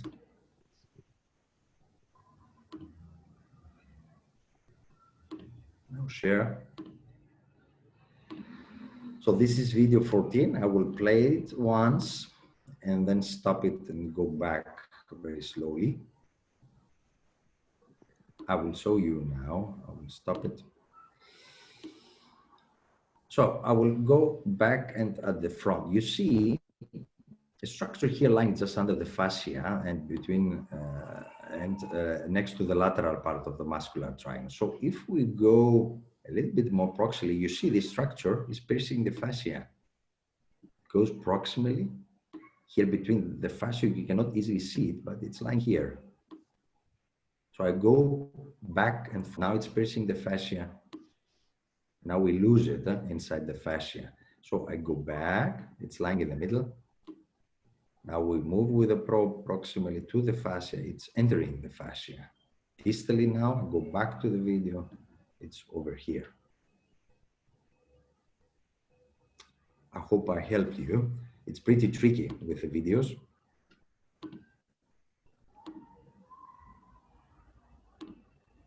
So let's see further questions. Is there any role of ultrasound diagnosis of piriformis syndrome? Theoretically, it could play perhaps a future role. It's pretty tricky. I always say it depends on the patient. If you have a very good ultrasound machine, a very good probe which can adjust the frequency, you have to lower the frequency much more. Of course, you lose in image quality, but sometimes you can see the fascicular changes of the sciatic nerve. But I'm rather a fan in piriformis syndrome of the MRI, where if you have at least a 3 Tesla MRI, if you have a radiologist which is experienced with peripheral nerves, with fat suppressed sequences, then you see the signal alteration in the anatomical course of the sciatic nerve in the piriformis muscle. So I guess we are done with the questions. Thank you. This was a nice interaction. And we can move to the next lecture. Thank you, Professor Antonius. Thank you so much. So welcome, Dr. Natalie. Good morning. Good morning. Welcome to the course, and we shall now move to the next lecture before we take our break. And Dr. Natalie will show us, we'll talk about the scanning of deep fibular, superficial fibular, and terminal branches of tibial nerve. So the screen is yours, Dr. Natalie. Thank you. So thank you very much for inviting me, and thank you, Professor Torvik, for organizing this super interesting seminar. So let's start. So I hope you can all see the presentation. Yeah, we can see it. So give me a minute because it's a little bit.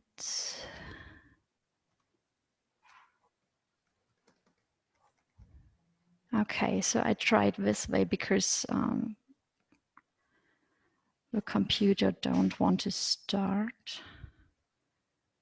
Okay, so let's start with patient positioning because each examiner has its own position, and it's very important that you feel comfortable while you examine the patient and the patient is relaxed. So there's nothing helped if you're under stress and the patient has to do a lot of things. So, and I prefer personally the side lying position because it's, I think it's the best to enter the knee examination, but you can also use the face lying down or the back lying position. So I'm sorry, just give me a minute because it's very tricky here now. So wait again.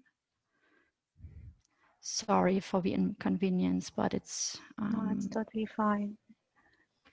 the computer is very Slow. slow. Yeah. So maybe I move in that demo mode if it's okay for you. Yeah, it's fine. Thank you. Okay, thank you very much.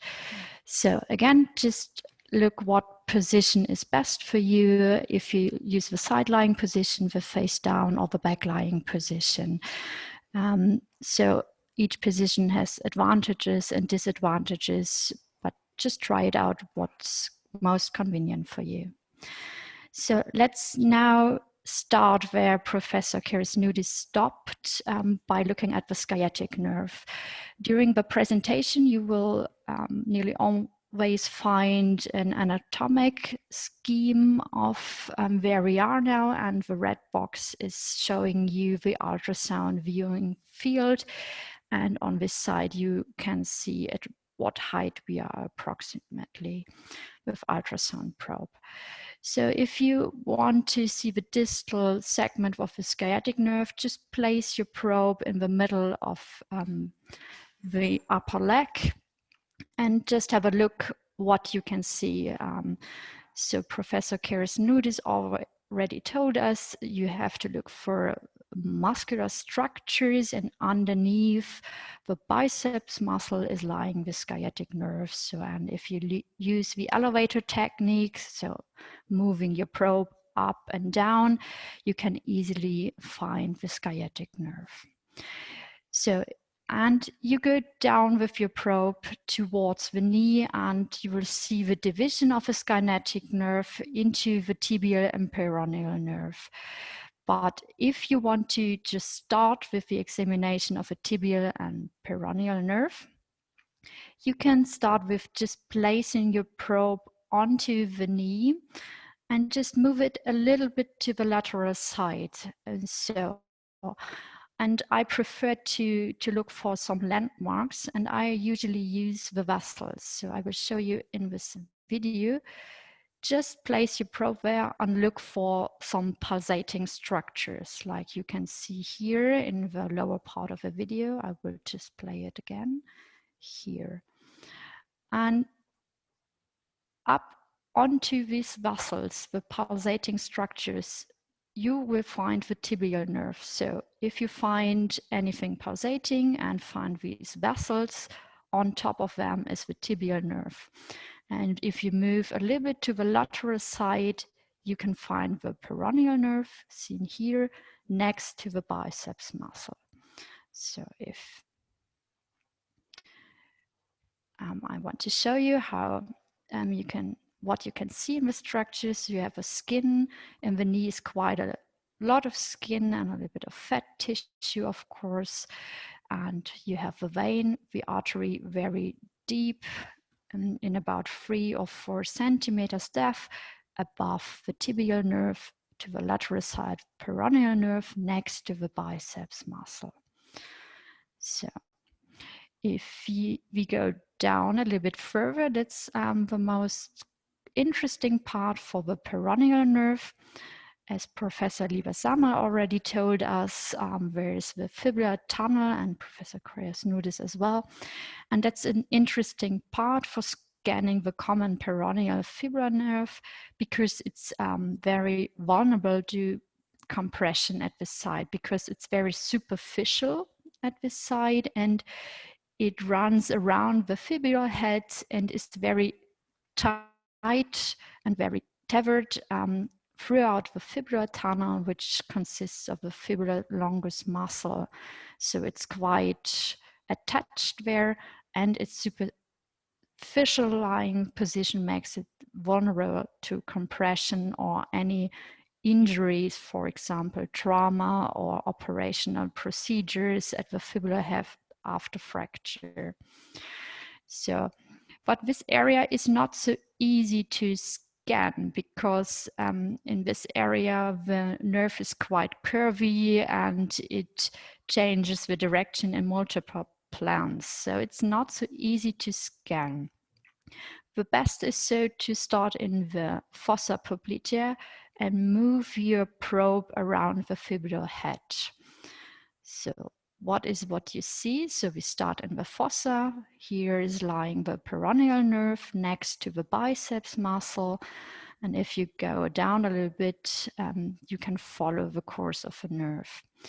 If you leave the short axis and change to a long axis, you can see here the nerve lying in the fibular tunnel next to the longest fibular muscle. Here is the bone, the fibular head, and above lies the nerve. Very clear diameter, no change in diameter, a very clear determined structure, so you can easily define all the margins of the nerve. So that's a normal appearance of a nerve.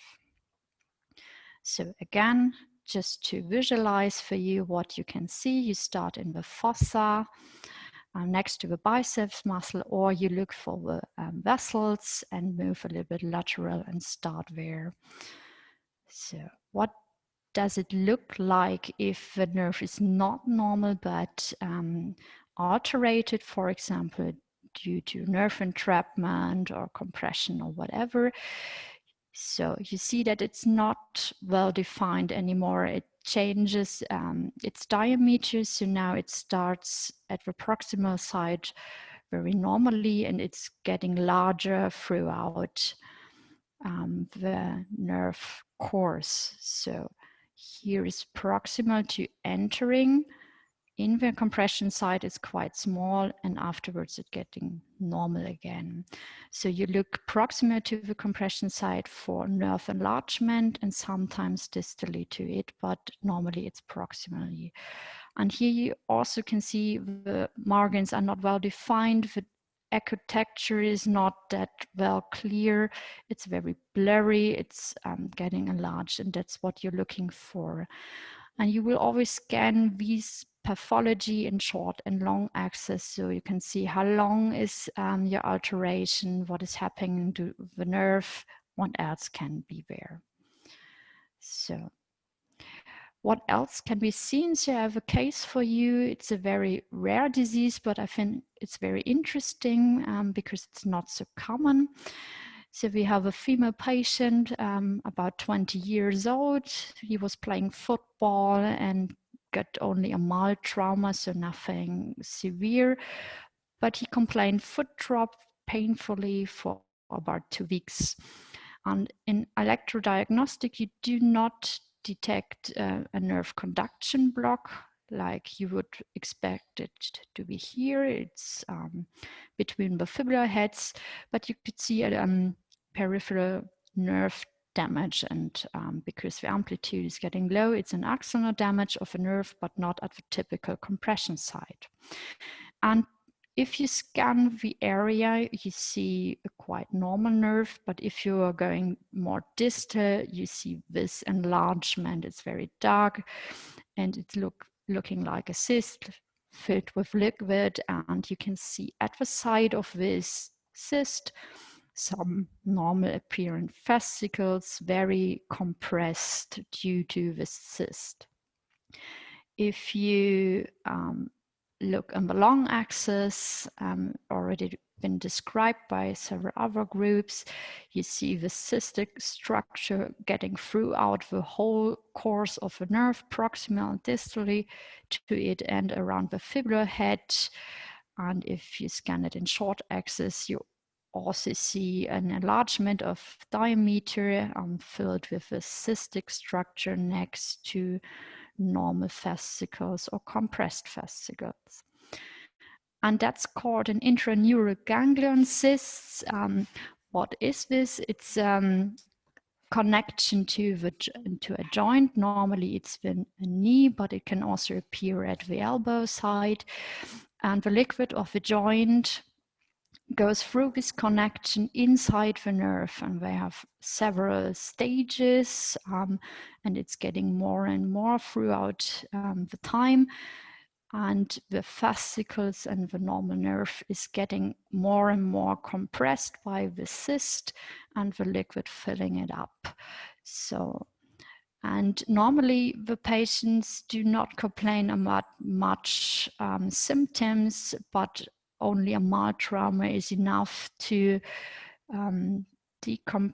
compress these fascicles more and causing more damage. So like in our case report, the 20-year-old patient who had foot drop after mild trauma. So, and the surgical procedure is removing this connection with a joint, which is not so easy because it's often very difficult to find it, and sometimes there's not just one connection but several connections to it, and sometimes patients have to be reoperated to remove this connection and to get the nerve quite normal again to release the cyst. So, but let's go back to the, our peroneal nerve and just have again a look how to scan it around the fibular head, because that's quite the trickiest part here. So you start in the fossa, placing your probe more to the lateral side of the fossa and going around by shifting your probe to the lateral side around the fibular head. And it's not so easy to always get the nerve in the short axis. You can see it going around the fibular head because it's, like I said, very curvy. So you will get some parts in a long axis plane. So you have to tilt your probe until you get into the short axis again. So here's the nerve getting around the fibular head. I will pause it for you and go back a little bit.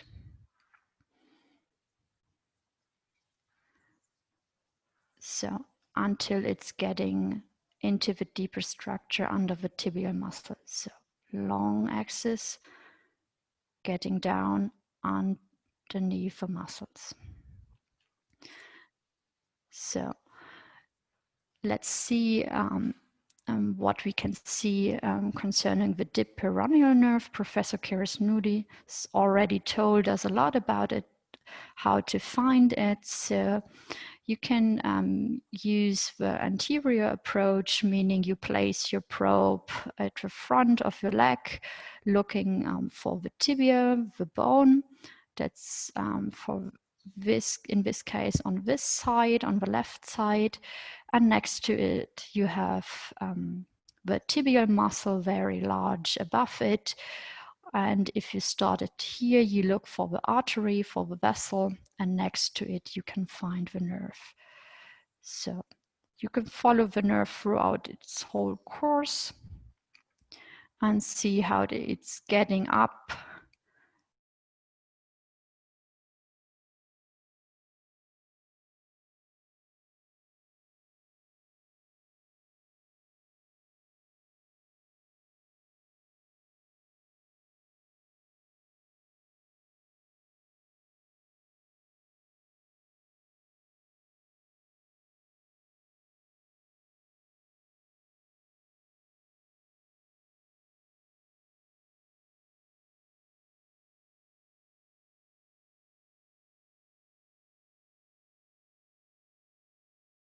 Are very enlarged. For example, this superficial peroneal nerve got about 7 square millimeters, and normally we have 1 to 2 square millimeters.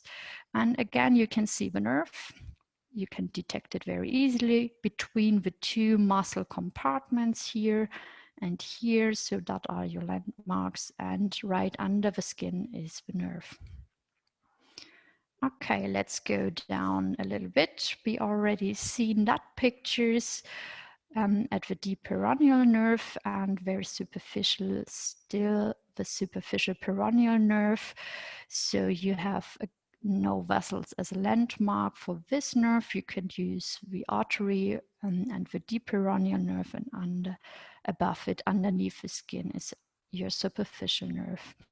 You can follow the course throughout the whole foot and show if anything is disturbing the nerve, if the patient is complaining about symptoms, but it's not very common. that without any fractures, the nerve is hampered at the site. Okay, so let's move to our next nerve, the tibial nerve. Professor Karasnouris already told us a lot about it in a great talk. So let's jump up again to the popliteal fossa. You already know this picture. You orientate, looking for the artery, the pulsating structures, and above you can find the tibial nerve. With a very high resolution probe, you have quite problems following the nerve throughout the whole leg because it's getting very deep underneath the gastrocnemius muscle. So if you want to examine this nerve, use a less higher frequency.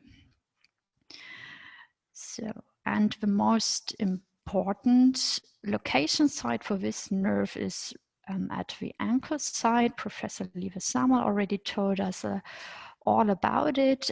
It's the posterior tarsal tunnel syndrome, and you place your probe above this line, and where you can see all the structures going through the tarsal tunnel, and you also can see the bone structures and the vessels. So what can we detect? I will just go up.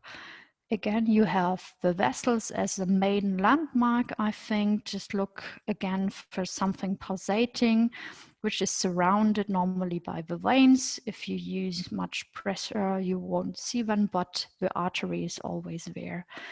And a little bit behind and underneath it, you find the tibial nerve quite next to the bone, and above you can see it's very small, it's the retinaculum flexorum. So here the artery is your main landmark, the tibial nerve, the retinaculum, and your bone. Also you can see a lot of tendons. If you tilt your probe, you can see the anisotropy effect with changing the echogenicity of the tendons, and the tibial nerve remaining nearly the same. So if you go a little bit further inside, still inside the tarsal tunnel, you see the division of the nerve into the medial and lateral parts, and as a first branch of the lateral plantar nerve, you can see the Baxter's nerve. That is this fellow here. It's not so easy to detect, but it's often a very affected nerve. Many patients complain about sensory disturbances of the side of the calcaneus, and in very rare cases, some motor symptoms of the abductor hallucis muscle. So, but most common affection of the Baxter's nerve can also be some surgeries concerning the ankle. Okay, so let's go further down. If you also want to scan the terminal branches of a lateral and medial plantar nerve and do not want to follow throughout the whole course, you can place your probe above the foot. You can look for the foot bones of each medial metatarsal bone, like you see here is of the first toe. Go up, and very superficial, you can find the deep branches of the nerves. And at last step, you can also examine the terminal branches at the toe. So this is very similar to the examination of the fingers. You have your bones here. Next to it, you will always find an artery and the nerves right and left to the bones. So it's very similar to our fingers. Okay, and now let's go to our last nerve. I was so free to add the sural nerve because it's in the area And I just wanted to show you some anatomic findings where, so as you all know, the sural nerve consists of two parts, the lateral surocutaneous nerve and the medial part, and the lateral part arising from the peroneal nerve and the medial part from the tibial nerve. They can combine to the sural nerve, or just one of them is going to the sural nerve, or they never can combine and just stay separated throughout the whole course. So there are several types how the sural nerve can be combined. So let's start with the medial part. We are in the fossa again, and as you might recognize, here are the vessels, above them the tibial nerve, and you can already see the medial part of the sural nerve. So how it's going up to the surface here above the pointer, and it will stay between the gastrocnemius heads throughout its whole course down to the ankle. So again, here is the medial cutaneous sural nerve between the lateral and medial head, arising out of the tibial nerve. And our last part, the lateral cutaneous sural nerve. Again, we are in the fossa, vessels, tibial nerve, the medial part. You have the peroneal nerve here, and already choked off is our lateral cutaneous nerve.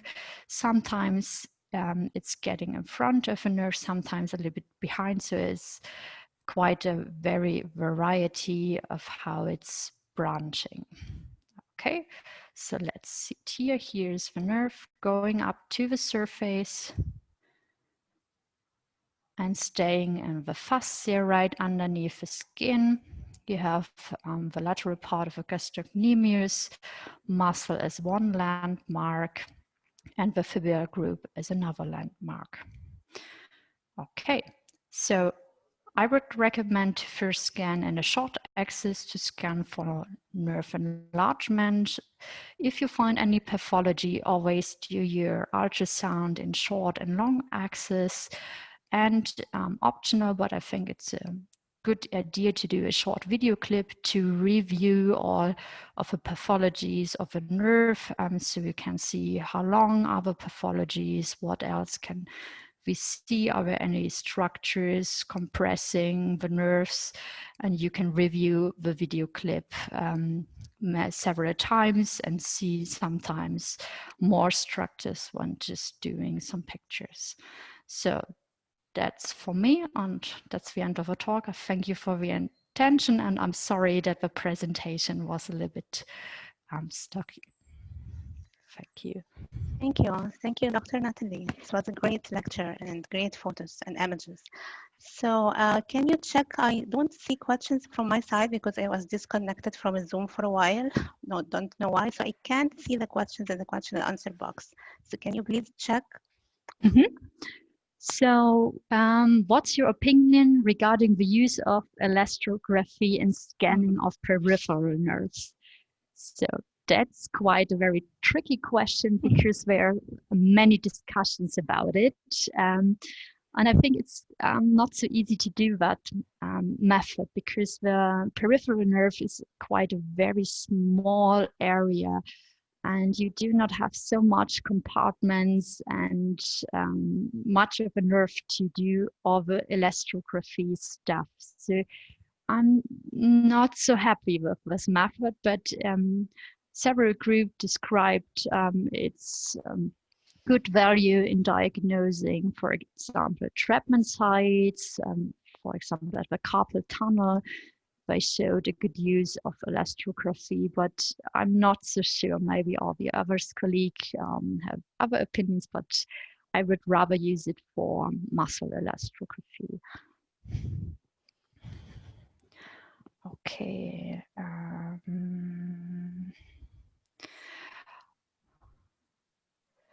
What are the common causes of sural neuropathy? So normally in the fossa, it can be a Baker cyst compressing the nerves, and more at the ankle or foot, it can be a very tight shoe. But as far as I know, visceral neuropathies I've seen were after surgery, fractures, or other procedures concerning, for example, the ankle where the nerve was injured. So there's not so much a common neuropathy, but more to fractures and trauma. Okay. I can see one more question in the chat box and not in the question and answer box. So the question, is it common to see fibular nerve enlargement proximal to the fibular neck in cases of entrapment? Okay, wait. So is it common to see proximal nerve enlargement in fibular entrapment? Is it right? Yeah. Was that the question? Yeah. So it can be a usual finding, but it's not so common. There can also be just fascicular enlargement of proximate to the side of it, and it can be very discrete. But if it's a very long process and going on for a while, you can see an enlargement. That's a more typical finding, but it can be not so prominent as I showed you. So there also can be entrapment of a nerve without enlargement, but it's very rare. Okay, so next question is, do you use ultrasound to guide the placement of the electrodes in nerve conduction studies? So I sometimes use that if I have trouble finding the nerve, but the nerve conduction studies do not have same placement sometimes. So for example, at the median nerve, it's, you use other axis positions to see the nerve at the better side and place your electrodes at another position because it's better for the conductance. But sometimes for example, the superficial peroneal nerve, I already used the ultrasound just to help me a little bit, and the patient, of course, because if you have to look very long, it's not so easy. But normally I don't use it because it's easier to have a look, but yes.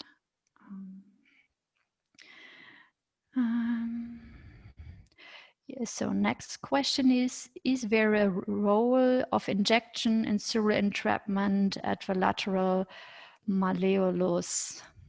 So like in all entrapments, or if you're not sure if a nerve is compressed or affected, sometimes it's not so easy to distinguish it. We use lidocaine injection to diagnose the problem and sometimes to help the patient. But if it's not getting better, we tend to surgery in entrapment sites. So, but at all entrapments, you can use injection just to make sure if it's the right diagnosis, if it's the nerve that is affected, because at the foot, sometimes it's not so easy and not so clear and well defined. Okay. So I hope this was your answer. So next question. To what extent can ultrasound help with the diagnosis of peripheral neuropathies? Can it differentiate between different types, acute versus chronic, or suggest a diagnosis? So yes, of course. And as far as I know, tomorrow I will give a talk about that. So if you have time tomorrow, I could tell you in 30 minutes about it, but because ultrasound helps us a lot in diagnosis of peripheral neuropathy. So you can differentiate between demyelinating and axonal neuropathies, because normally demyelinating neuropathies tend to get cross-sectional area enlargement, and axonal neuropathies not so much. But that's what I want to show you tomorrow. And can it differentiate between different types, acute versus chronic? For example, in immune-mediated neuropathies like CIDP, it can distinguish between acute and chronic in some ways. So some chronic immune-mediated neuropathies tend to get more lighter acute genicity, and if it's very chronic and you have a feeling it's more burned out, the nerves are getting small and very high echogenicity. So there are some hits that acute and chronic are different, and the nerves changes throughout immune-mediated disease courses. Okay, but I try to give you an overview tomorrow. So, any significance of diagnosing diabetic neuropathy earlier when the symptoms appear? So in this case, there are several good MRI studies addressing these questions. For example, MRI neurography showing T2 alterations of a nerve in the very early course of diabetic neuropathy.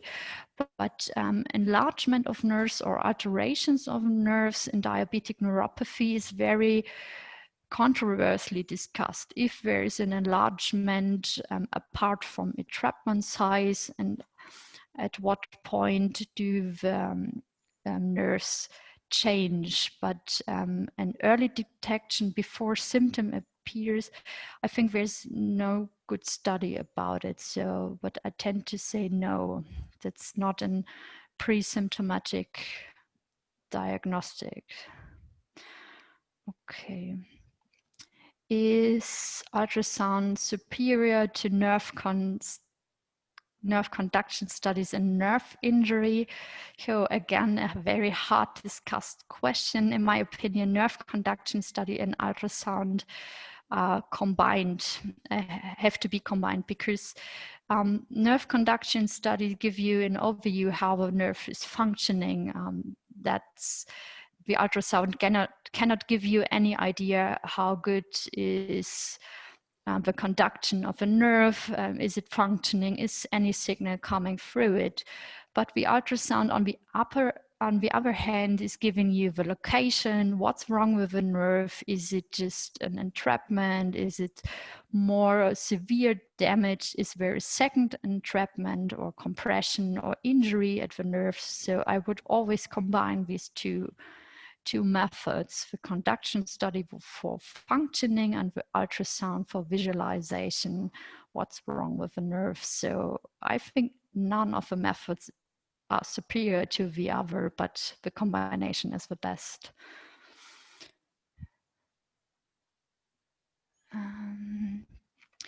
You mentioned intraneural gang cyst at elbow. Which nerve is susceptible? It's normally the ulnar nerve. So I've seen one case with the ulnar nerve because it's very near the elbow joint, and the medial nerve or the other nerves going through were not so near the joint. So it's the ulnar nerve. How to decide upon the etiology in diabetic neuropathy with entrapment? Again, a very tricky question. So it's not so easy to distinguish between these two by ultrasound alone. So it is seen in many cases that in diabetic neuropathy, patients tend to have more entrapment throughout their disease course because the nerves are not so easy movable and show degeneration, which makes them more vulnerable to entrapment. But that's not so easy to distinguish. You're right. So if it's just a normal entrapment, or is it due to diabetic neuropathy? But normally the entrapments in diabetic neuropathy tend to be at the sites where the nerves are more affected. That means the tarsal tunnel syndrome is more common in diabetic neuropathies and less the carpal tunnel syndrome, for example. But you're right, it's not so easy to answer. Okay, I guess we are done with the questions. Thank you for this discussion. It was really interesting questions and very good answers. So now we come to our break. We'll have a break for half an hour. We are going well with the schedule, so we are ahead of the schedule actually. So we'll come back at, let's say at 10:40, okay? Half an hour and we'll get back to continue our program. Thank you.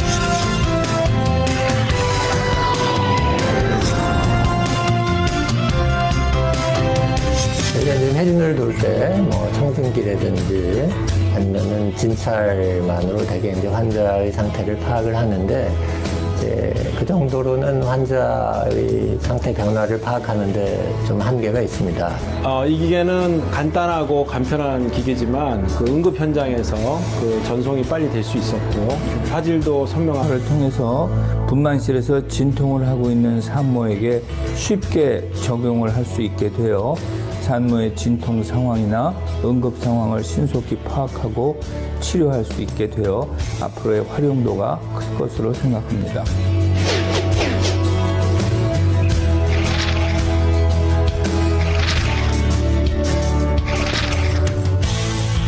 의료 혜택을 받기가 힘든 곳에서 저희 초음파를 활용한다면 통신망 등을 통해서 이미지를 전송할 수도 있고 다른 종합병원 등에서도 이미지를 판독을 해서 적절한 치료를 수행할 수도 있습니다. 그래서 앞으로 저희 초음파를 활용한다면 많은 곳에서 의료 서비스를 줄 것이라고 기대하고 있습니다.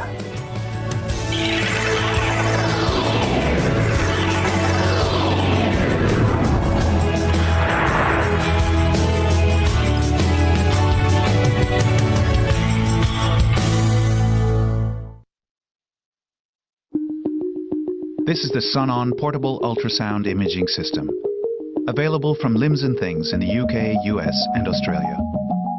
An ideal aid for teaching ultrasound-guided procedures in clinical learning environments. Sun-On delivers a cost-effective training solution with premium IQ for its class of system. Sun-On's integral Wi-Fi connects simply with a tablet or smartphone via the free companion app. It can also connect to a TV or projector, allowing an entire classroom to view the image. Sun-On is available as either a convex or linear probe. The convex probe can be used for obstetrics and gynecology, as well as for general abdomen. Meanwhile, the linear probe can be used for musculoskeletal, vascular, breast, thyroid, and lung applications. The companion app allows users to change the depth of field, image settings, as well as the ability to freeze or record the scan. Sun-On comes with its own charging system and mains power adapter, giving it up to 3 hours scanning time between charges. Sun-On is the complete tool for helping to teach ultrasound-guided techniques in a variety of clinical learning environments. It provides an affordable yet high-quality mobile ultrasound system.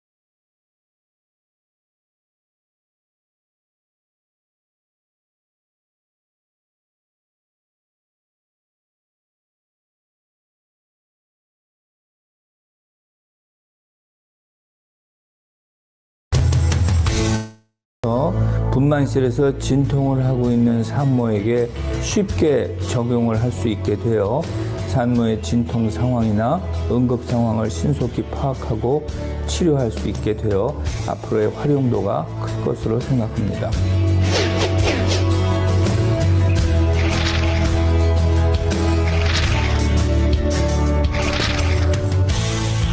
의료 혜택을 받기가 힘든 곳에서 저희 초음파를 활용한다면 통신망 등을 통해서 이미지를 전송할 수도 있고 다른 종합병원 등에서도 이미지를 판독을 해서 적절한 치료를 수행할 수도 있습니다. 그래서 앞으로 저희 초음파를 활용한다면 많은 곳에서 의료 서비스를 줄 것이라고 기대하고 있습니다.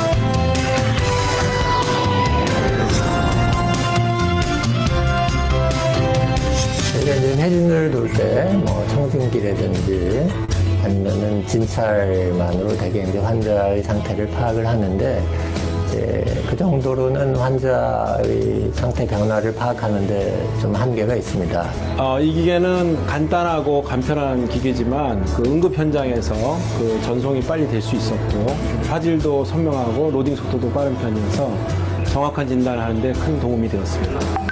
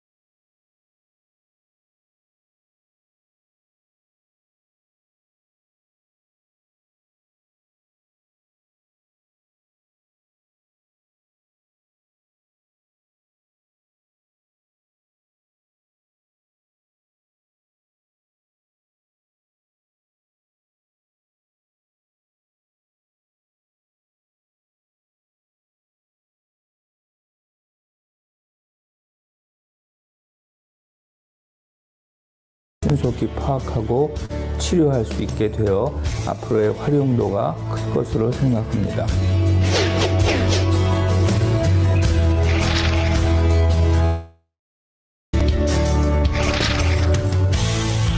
의료 혜택을 받기가 힘든 곳에서 저희 초음파를 활용한다면 통신망 등을 통해서 이미지를 전송할 수도 있고 다른 종합병원 등에서도 이미지를 판독을 해서 적절한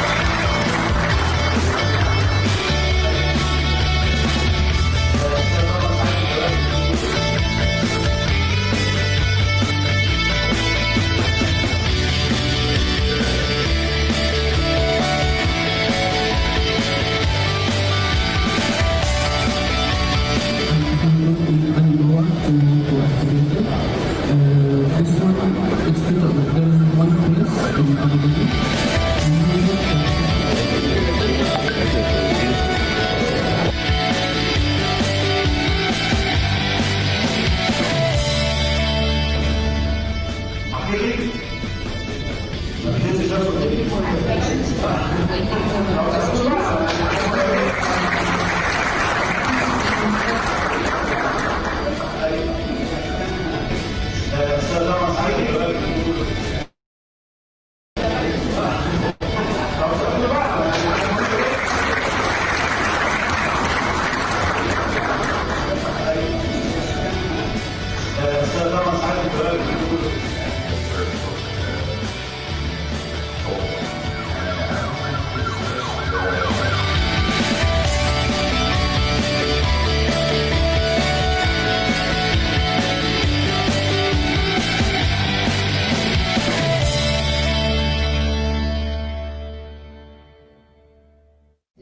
and thank you for your patience and waiting for the questions. So please, do you have, you should be aware not to listen to questions.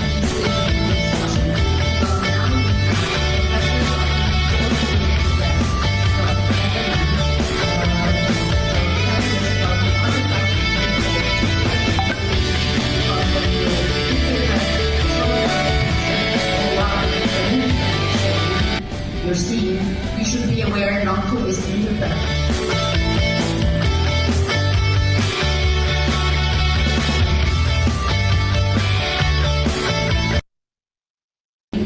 You're seeing, you should be aware not to listen to them.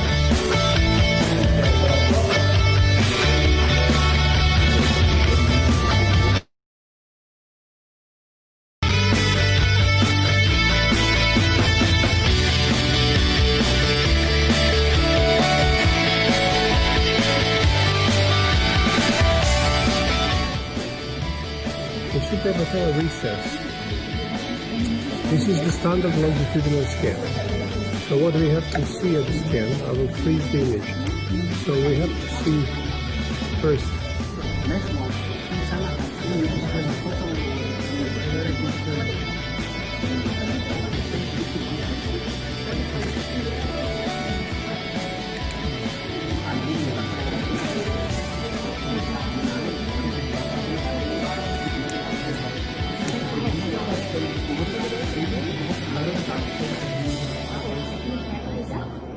It's a model. We have the answer model now.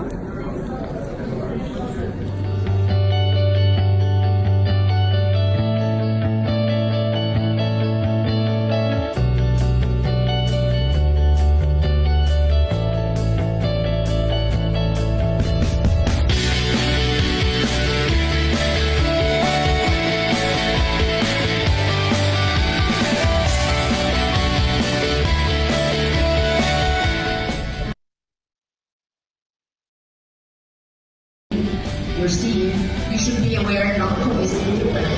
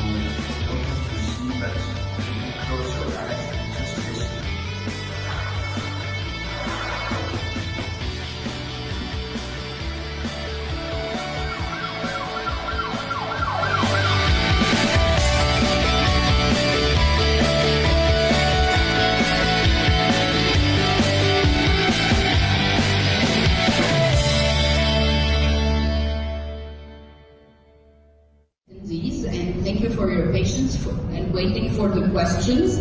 So please, do you have, if you do have any other question, please take them to the discussion, because now we have Professor Dr. George Broen again from Netherlands telling us about artifacts and defaults, which is very important, because when you interpret the sonographic picture, or rather the movie you're seeing, you should be aware not to misinterpret.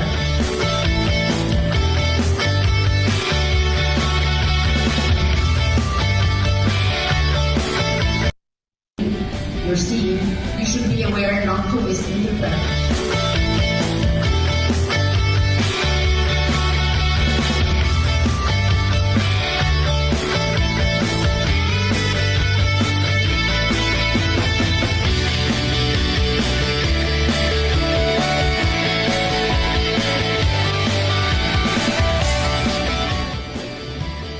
The suprapatellar recess. This is the standard longitudinal scan. So what we have to see at the scan, I will freeze the image. So we have to see first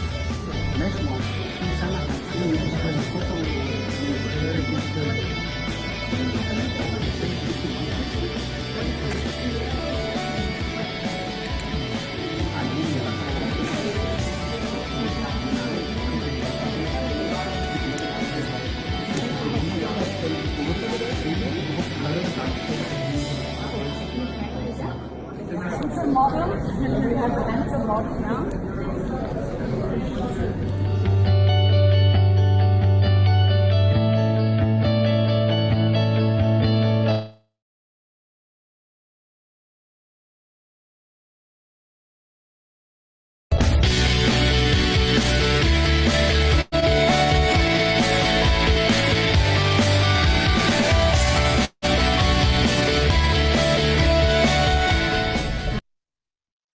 سنة 13 كانت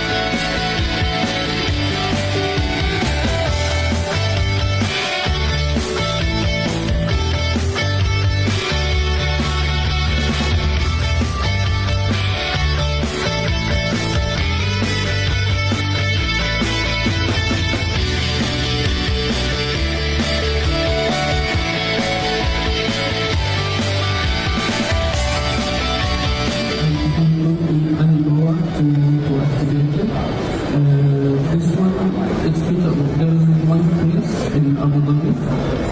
Music that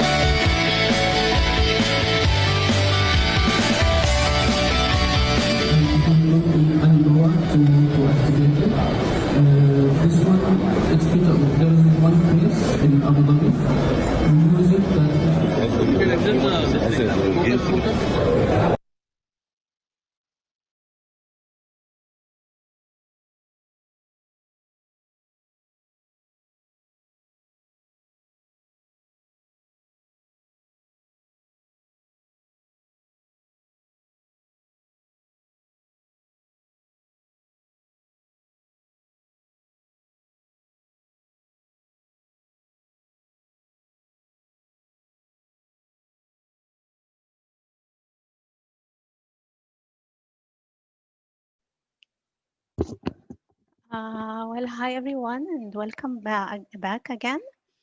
Hope you had a good cup of coffee and ready to continue our schedule and program.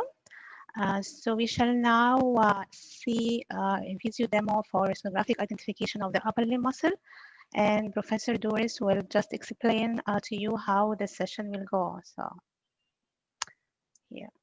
Okay, hi, thank you. Welcome back, everybody.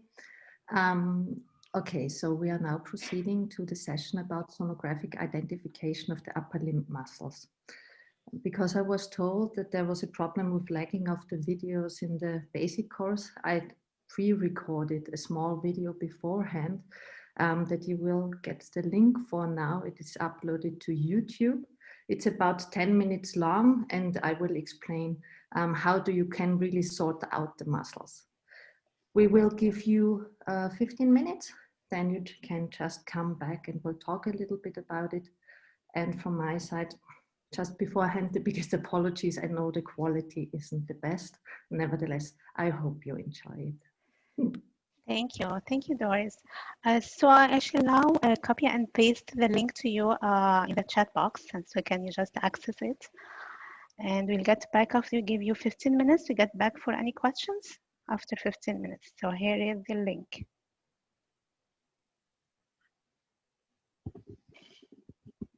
Just if anyone can access the link and just confirm that they can see the link open and everything is working fine, just to be sure. Okay, thank you. Okay, great. Yeah.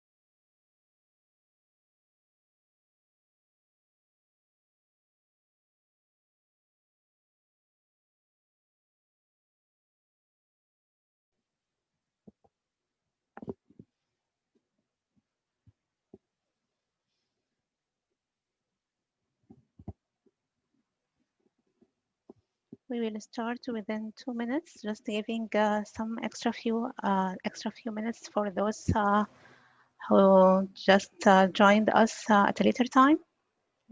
Okay.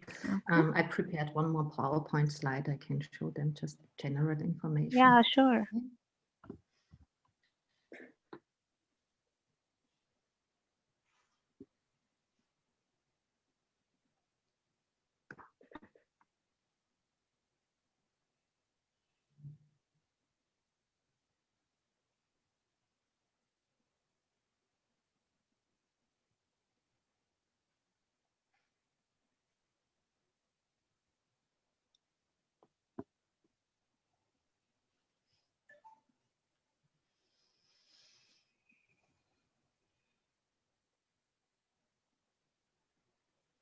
The feedback on the video is great, Doris, so don't worry about the quality. They are saying it's excellent video, so everything is fine. So.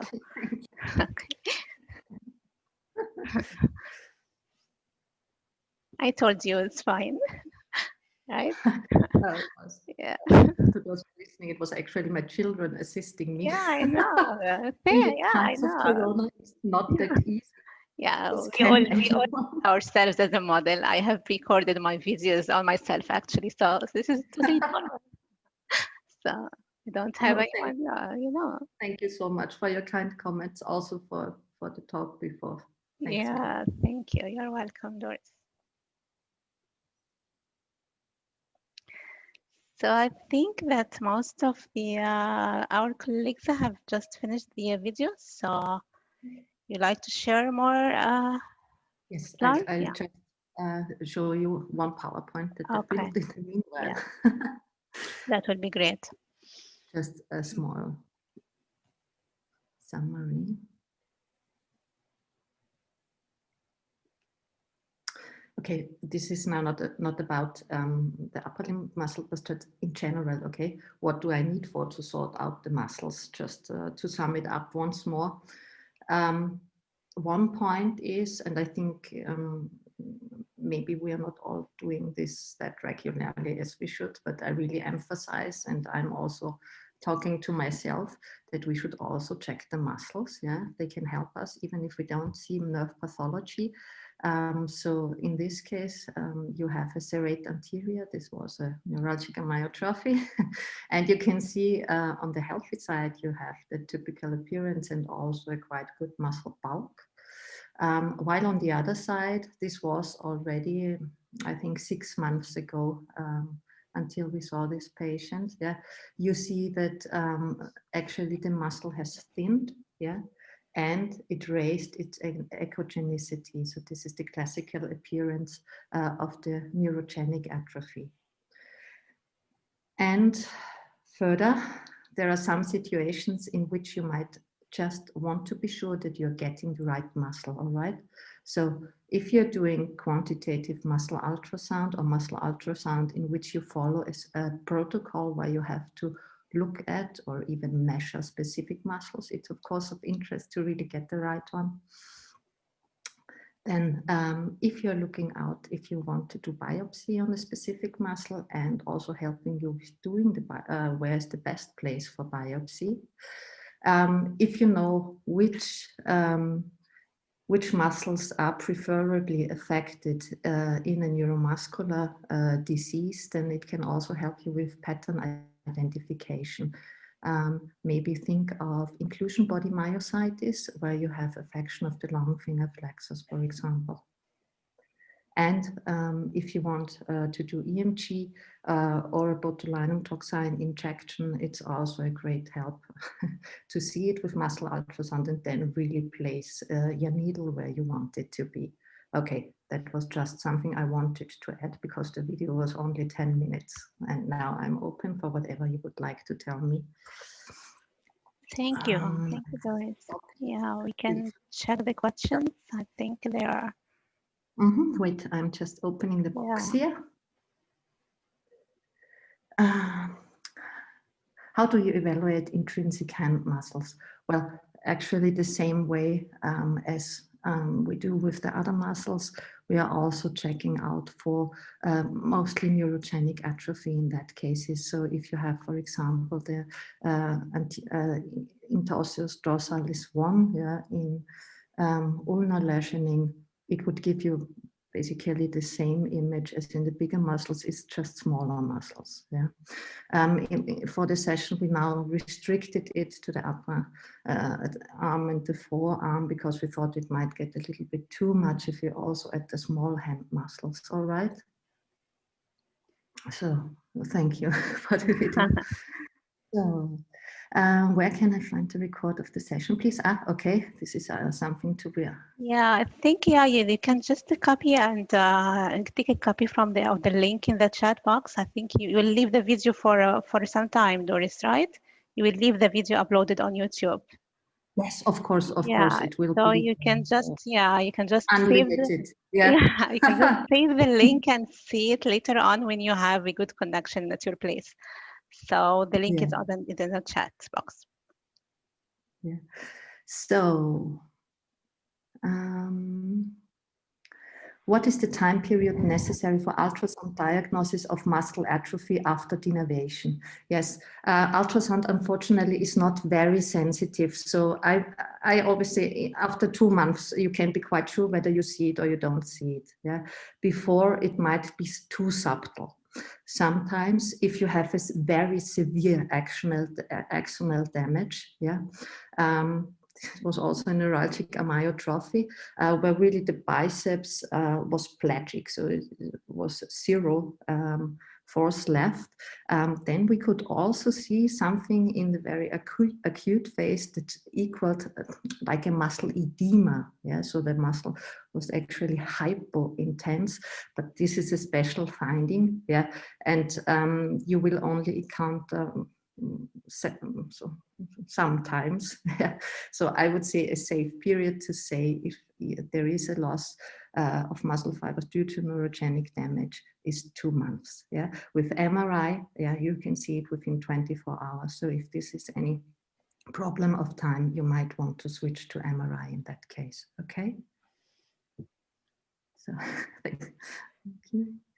Any role of elastography in muscle atrophy for early diagnosis? A hot topic. So far not. The problem is that I think with elastography, we're at the stage where we are just checking out the different disorders and the different changes we encounter. You know, we're doing the case control studies, for example, and see how much difference is between patients and healthy controls, and we are not really at the level where we can say how we really diagnose. So I think at the moment, no. Okay. Okay.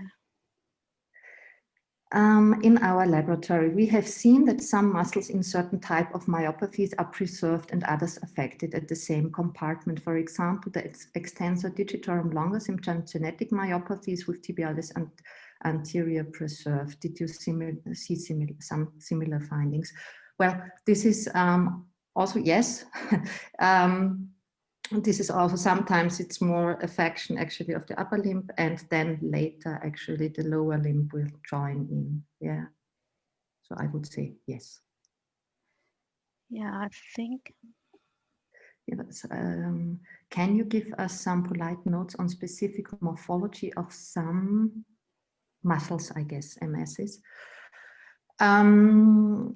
Okay, let me think. You mean for identification? Could you just add that for identification of like the normal appearance is different, like you have some muscles with a very high load of fibrous tissue and others don't? If you could just add it, that would be great.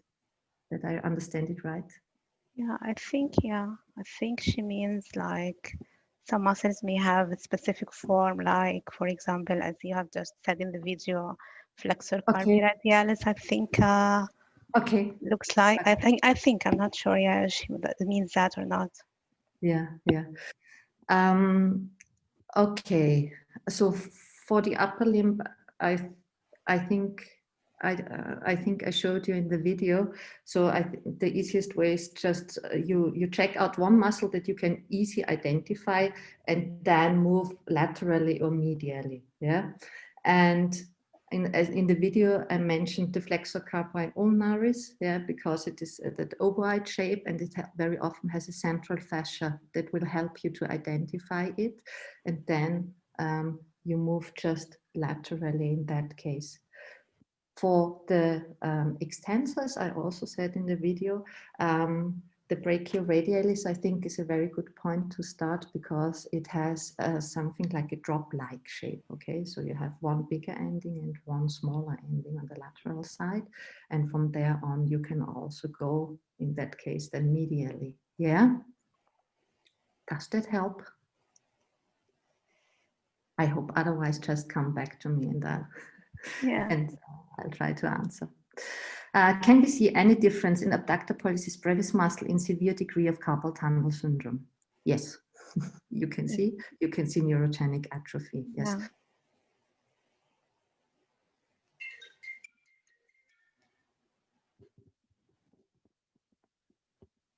We have that thinning, and you will see the hyperechogenicity.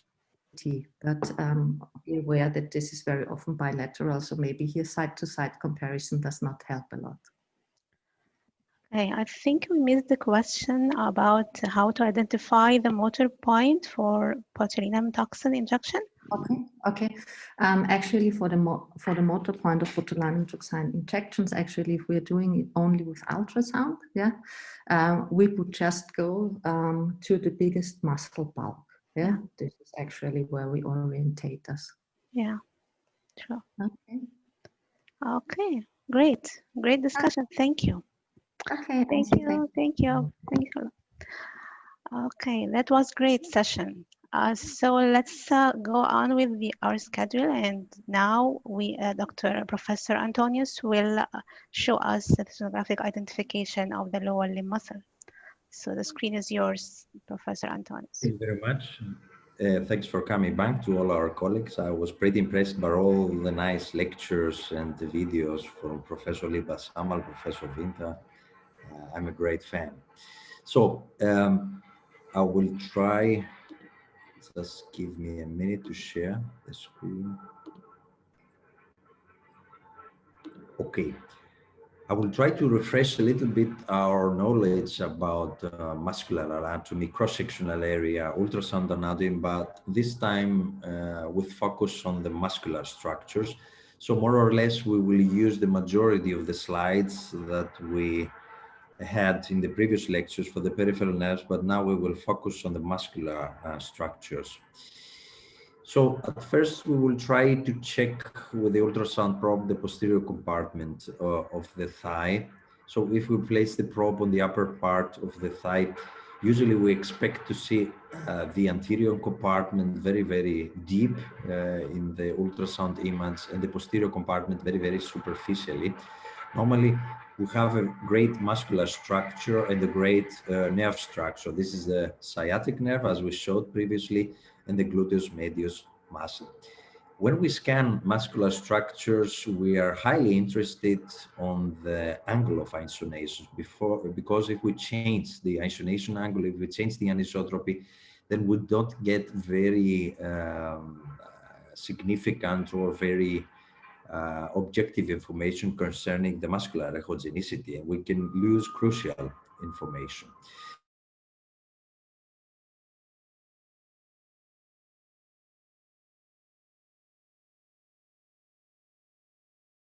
See right in the middle the sciatic nerve, as I previously said in the lectures.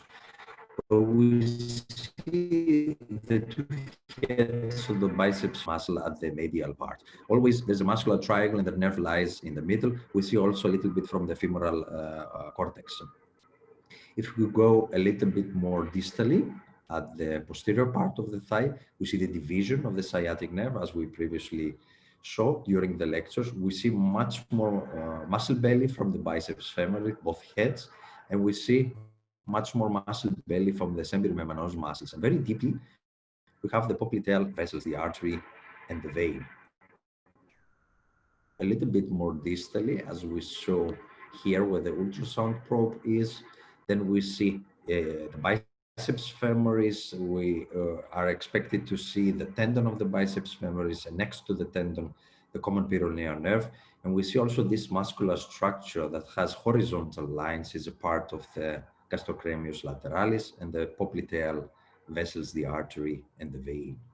If we go a little bit more distally at the height of the fibular head, we're expected to see the fibular head, the common peroneal nerve, and now we deal, sorry, I will go back, we deal with the tibialis, with a part of the tibialis anterior muscle. So the head is a little bit more laterally than here seen, so it's lateral to the femoral head. If we now check the anterior compartment of the leg with where the femoris is located, it's much more easier because we have some very prominent landmarks like the femoral artery and the vein, which is pulsating. Next to the artery, we expect to see, of course, the femoral nerve, as we previously said.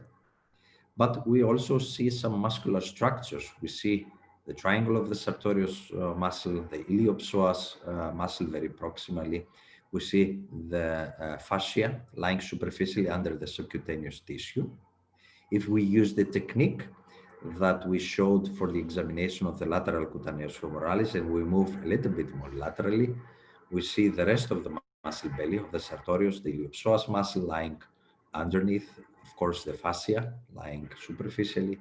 We see the tensor fascia lata, and we can sometimes also check for the nerve. This is the lateral anterior part. If we go this is the second slide. If we go right in the middle of the anterior part, then we will see, of course, the quadriceps femoris muscle. We orientate ourselves with the femorus, the femoral cortex, the ovular structure, muscle structure lying very close to the femorus is the vastus intermedius, superficially in the rectus femoris, the vastus lateralis, and the vastus medialis. Here you see that the patient has a very prominent subcutaneous tissue. If we go now a little bit more distally and laterally, we see the femoral head, as we showed before. We see, of course, the division of the common peroneal nerve. We begin also to see a part of the tibial anterior muscle. So now we will try to focus on the anterior part of the lower leg, as we showed during the deep peroneal nerve examination. Here is pretty easy because the structures are very prominent. We orientate ourselves using the landmarks of the cortex, the tibial cortex and the fibular cortex. We orientate ourselves with the vascular structures lying right in the middle, the anterior tibial artery pulsating very prominently, the deep peroneal nerve lying next to the artery, and this prominent muscle belly is, of course, the tibialis anterior muscle. Here at the right, we see a little bit from the peroneus longus and the brevis muscle lying next to the tibialis. If we go a little bit more distally, as I showed during the deep peroneal examination, then we get the extensor muscles. That means the tibialis anterior becomes smaller and smaller, and we get the extensor digitorum longus and the extensor hallucis longus. We still see a very prominent tibial cortex and fibular cortex. The vessel and the nerve lie very deep. If we go much more distally, we see the extensor digitorum longus, the extensor hallucis longus, and both the artery and the nerve, of course, the tibial and the fibular cortex. And much more distally, as I showed before, we orientate ourselves with the artery and the ocular cortex, the extensor hallucis longus, and the extensor digitorum.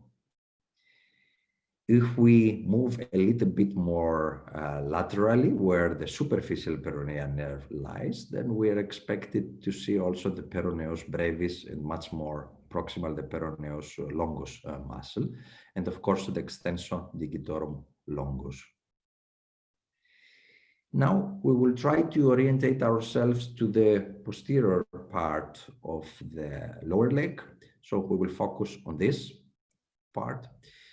We expect to see from the anteromedial approach the tibial cortex, as I showed before. We have the vascular structure that is a very good landmark, the posterior tibial artery, the tibial nerve lying next to the artery, and then we have the flexors of the lower leg. That means the medial head of the gastrocnemius, the soleus, and the very thin slice of the tibialis posterior muscle. We move much more distally, the muscle bellies become larger and larger, more prominent. The gastrocnemius, the soleus, the tibialis posterior is much more prominent now, the vessel, of course, and the artery. We move with the elevator technique much more distally. We orientate ourselves with the vessels. We see at the middle, the posterior tibial artery and the nerve. We'll see now a much greater part of the soleus and the tibialis posterior muscle. If we move much more distally, still using the color duplex box, we get the flexors of the lower leg and of the toes, the flexor digitorum longus, hallucis longus, and a small slice of the tibialis posterior muscle.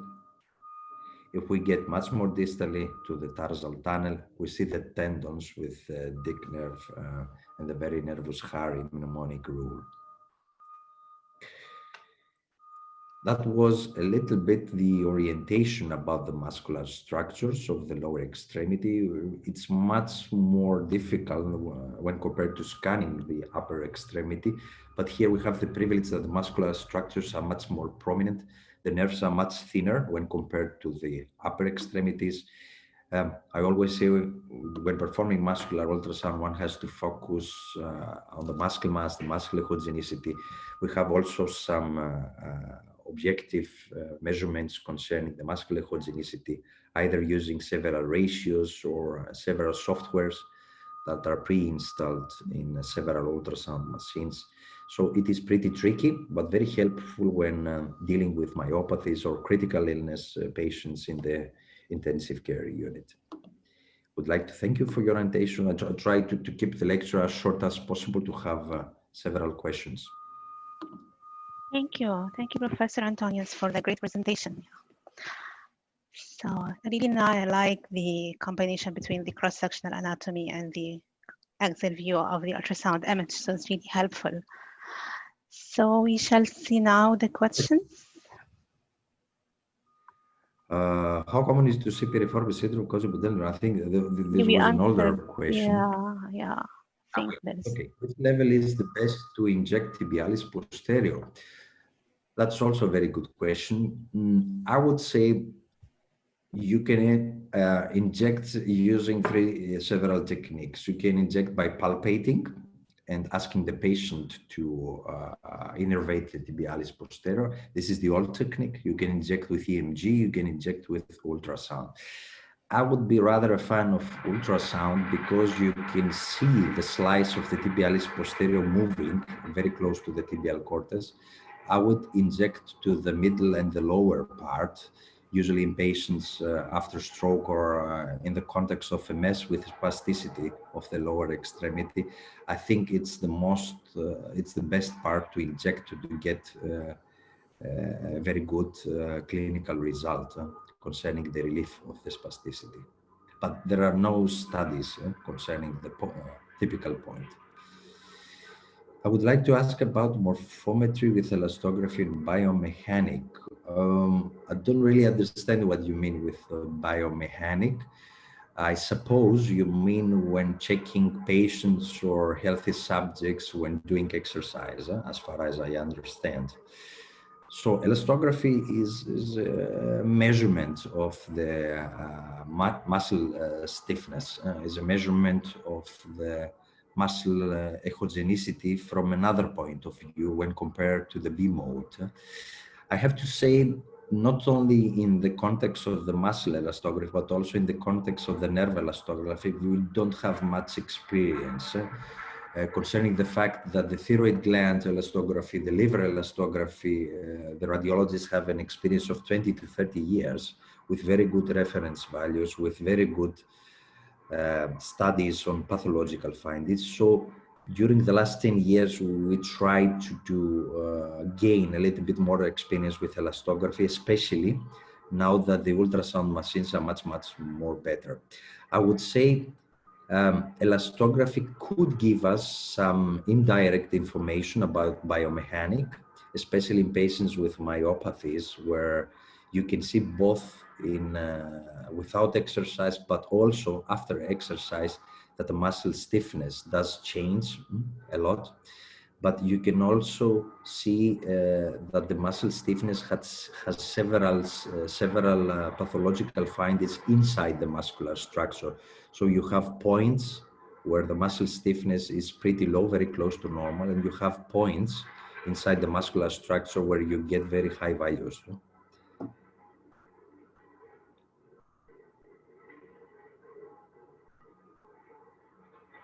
Any further questions?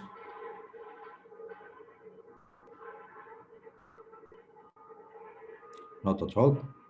I would suggest, if you don't have any further questions, that we move on to a very difficult point, how to write an ultrasound report. I think this was the most complex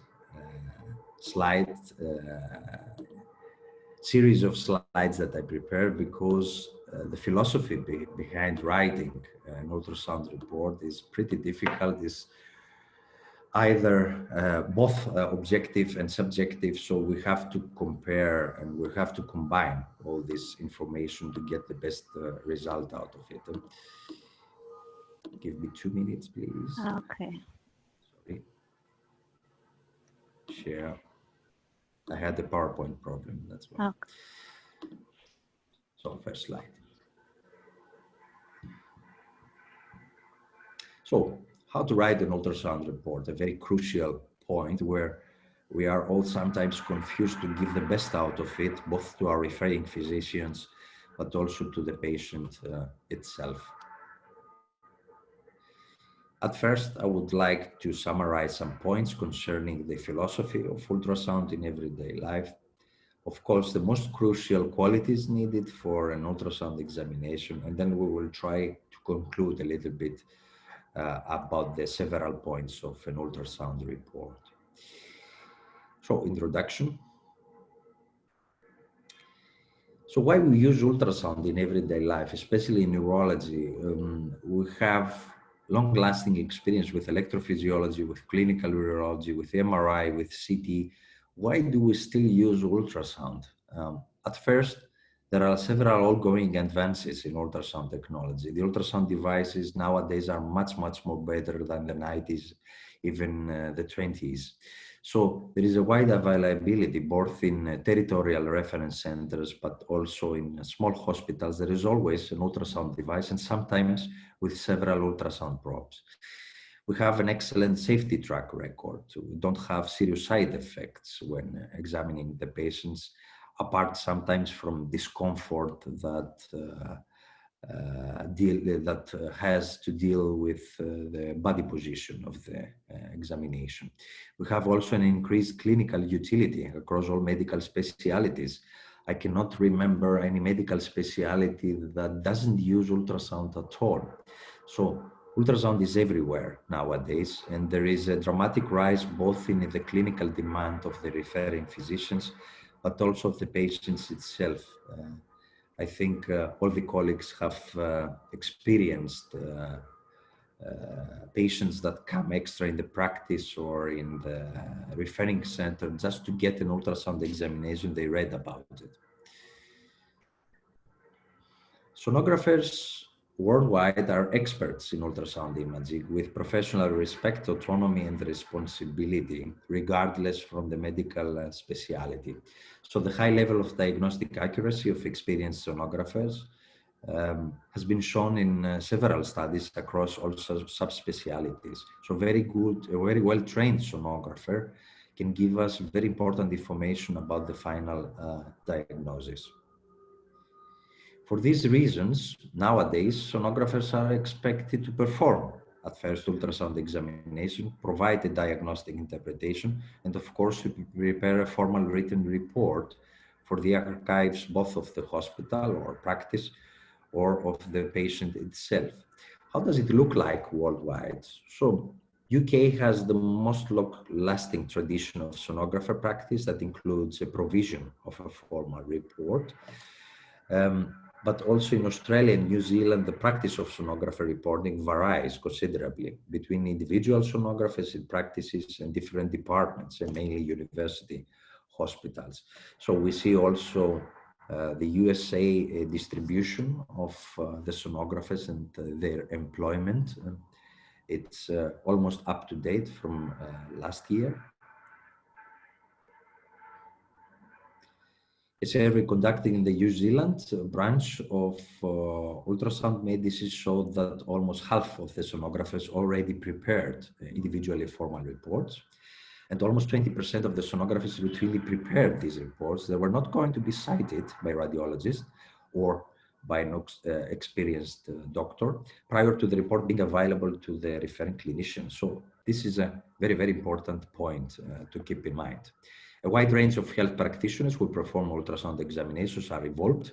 They can be radiologists, emergency doctors, GPs, or even nurse or physiotherapist can perform in several countries accredited ultrasound. So which are the qualities needed to start up with ultrasound reports and ultrasound examination itself? The ability to produce quality reports that are accurate, clinically relevant, of course, and composed in a clear style are the familiarity, of course, with the current reporting standards, the clinical experience, the most crucial points, mentorship by a senior experienced colleague, especially when starting during the first years with ultrasound. Of course, hands-on, that means everyday practice, and peer review and audit. If we begin with the US report structure, of course, we need the title. So do we deal with a neuromuscular ultrasound examination, with a gynecological ultrasound, heart or vascular ultrasound? So the first thing that should stay on the top of the report is, of course, the title of the examination. So in this case, neuromuscular ultrasound report. Of course, the second part that is always of interest for the referring physician, for example, for the GP, is the patient identification, the demographics, the date of the examination, recipients and provider details. So somebody should see very, very quickly in which department or in which practice this ultrasound examination was taken, and of course the name of the patient and the demographics. Normally we use at the upper part of the examination the indication of the referring physician, of course. For example, carpal tunnel examination, possible from a clinical point of view, carpal tunnel syndrome. So we have to write some short information about the history and the clinical information, mainly overtaking the information from the referring physician and of course asking the patient itself. Of course, the technique and the procedural description, we should of course include whether we used the B mode, the M mode, the color duplex or the Doppler technique. And of course, we should also name the machine and the ultrasound pumps, the probes, the frequency that we applied for this examination. In the middle, the findings, itemized findings, normal or abnormal observations, and of course, the diagnostic comments at the bottom. Impression or conclusion, according to our experience, and of course, at the end, the names of the individuals involved in the examination who signs this report. Reference values that are always used should be also included, and in my opinion, every ultrasound lab, at least at the referring departments, should use their own reference values. This is crucial both for the electrophysiology and the neuromuscular ultrasound examination. So beginning with the title of the examination should clearly identify the scope of the examination and the type, including also the laterality of the examination, which side we examined, for example, neuromuscular ultrasound examination or targeted ultrasound examination of the right forearm or targeted vagal nerve ultrasound, portable examination in the intensive care unit.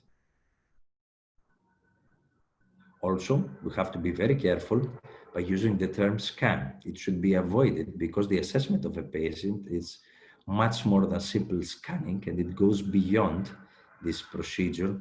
So it's a combination of clinical and paraclinical information. Why? because unlike other radiology scans, an ultrasound examination involves important elements of clinical interaction between the sonographer itself, the patient, such as history taking, observation, palpation, dynamic assessment. So we use several clinical also skills to come up with a diagnosis. Secondly, the patient identification, the demographics. It is important that the report is correctly identified by the full name, date of birth, address, of course, national health identifier, the insurance, patient clinic identifier. The date and time, if appropriate, of the examination should be clearly noted. And of course, history taking. I always say sonographers, regardless if they are radiologists or from other medical specialties, are clinical doctors. That means we have to gain information from the referring physician, from other medical records that the patient brings together, by the patient itself at the time of the examination, any clinical observation made by the sonographer itself, or clinical tests performed like dynamic examination. The patient's relevant clinical history should be copied from the referring physician and be included at least the most crucial points. And in these cases, the sonographer should exercise sound judgment and select only the necessary clinical information.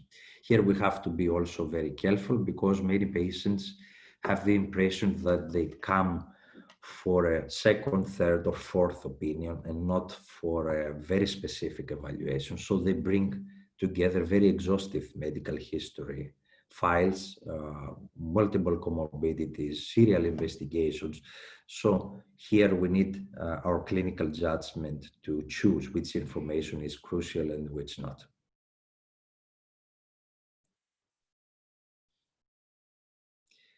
Prior to commencing the examination, we should always review the referral letter, elicit any relevant history from the patient itself, review all the medical records that, of course, are of interest, any laboratory findings, clinical letters, discharge summaries, and of course, if the patient brings any previous ultrasound examination or imaging findings, MRI, CTs of the area of interest, this should be also reviewed before starting with the examination. We have to assess the patient clinically with either visually or with palpating the area of interest. So, for example, superficial masses can be easily assessed by their location, size, shape, number, firmness, compressibility, and fluctuance. So sometimes you get the diagnosis even with palpation. So if the sonographer engages the patient in the performance of the clinical tests or maneuvers, such as when performing neuromuscular or musculoskeletal examination, this should be noted. So the patient experiences pain and movement restriction with hip extension beyond 45 degrees. What about the findings? So the philosophy is that the typical report should present the findings in a logical sequence, in the order the examination was performed. That means practically scenario number one, if we have to differentiate between normal and abnormal observations. So we should itemize and describe all the abnormal observations and offer relevant interpretive comments.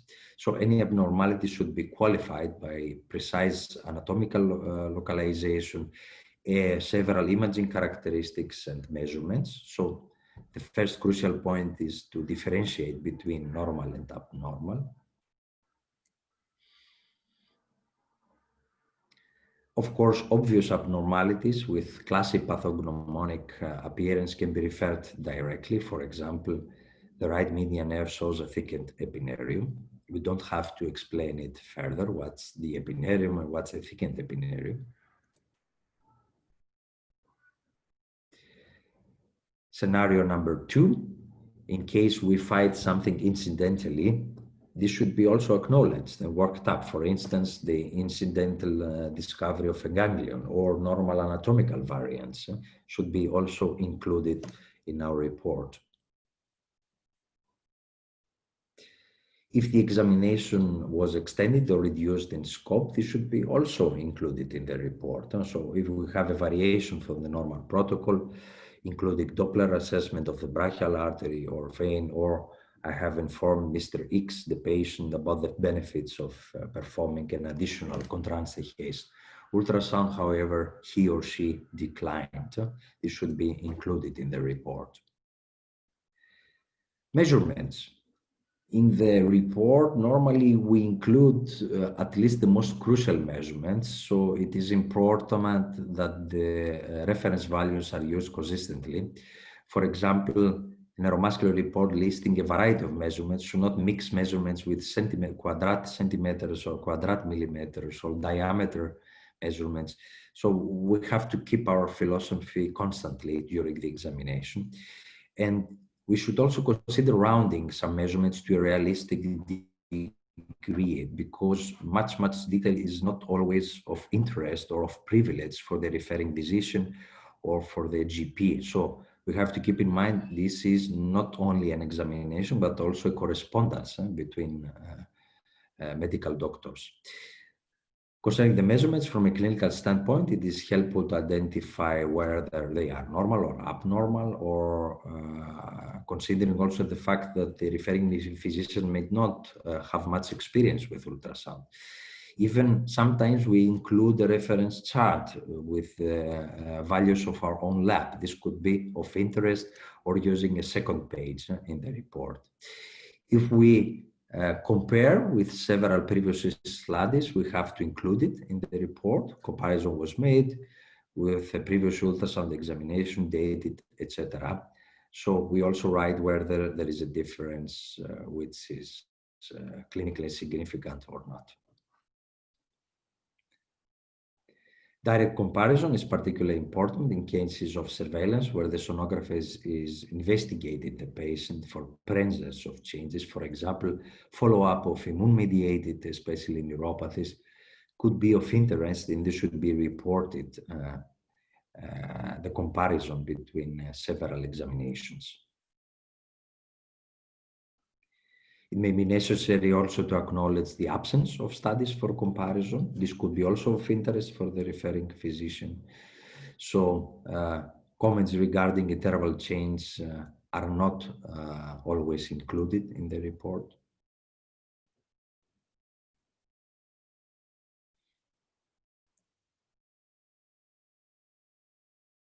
Apart from the performance of the ultrasound examination itself, we should also have the ability to examine the patient with the transducer, especially during elastography examination. During the strain technique, we use palpation and check what's happening in the underlying structures.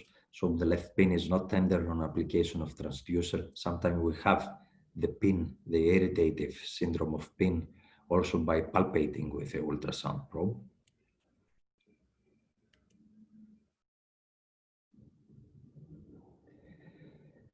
Up to what degree the comments regarding the image quality are helpful to the recipient, this is not very clear. It is even nowadays debatable. So we should consider also about the quality of the images and how many images we should include in the examination. So this could be also very confusing. And of course, dealing with couplings findings, so all sonographers have an area of scientific interest, of clinical interest. So sometimes we don't deal with the whole spectrum of information, with the whole spectrum of expertise. So we should resist the temptation of providing specific diagnosis in areas that we don't compare from our scientific point of view.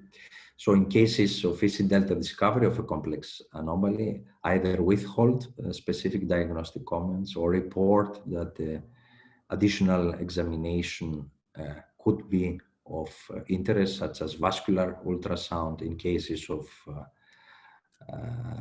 atherosclerotic changes that are hemodynamically relevant in the patient. So we should advise the patient to let an additional examination be performed.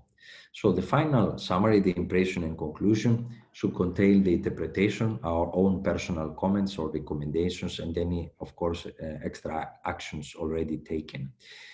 So during writing the final conclusion, we don't add any new information when compared to the diagnostic text. So urgent or significant findings should be prioritized, used at the beginning, and any incidental findings should be left for the end of the conclusion. So the terms impression, conclusion, or summary are rather preferred to the diagnosis because we deal with a rather subjective examination. So also from a legal point of view, it is much more correct to say my own impression, my conclusion, or summary could be that we deal with this nosology and not to write this is the final diagnosis. So as a matter of reading efficiency, many clinicians have a tendency to skip the body of the report and refer to the conclusion. I don't find it very practical because many colleagues want to see the reference values or several comments concerning the homogeneity or the cross-sectional area measurements. For example, normal carpal tunnel ultrasound, no cause for CTS. This is a very short conclusion.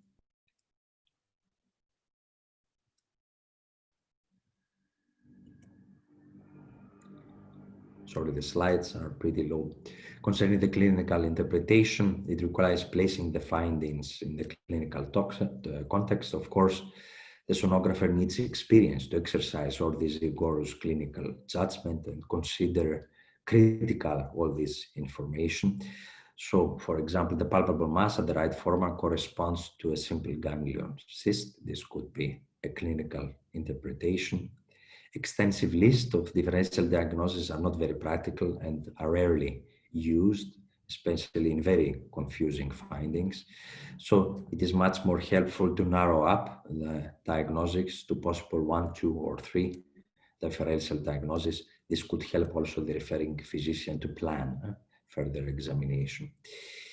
Sometimes we may need to disregard misleading clinical information that may have led our referring physician to suspect another disease.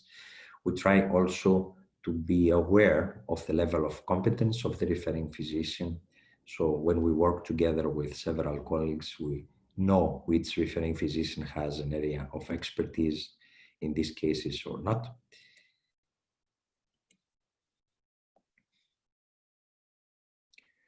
When we conclude, we may also include recommendations for further testing, referral, or treatments that can be used from the referring physician, or we may adherence to evidence-based practice principles.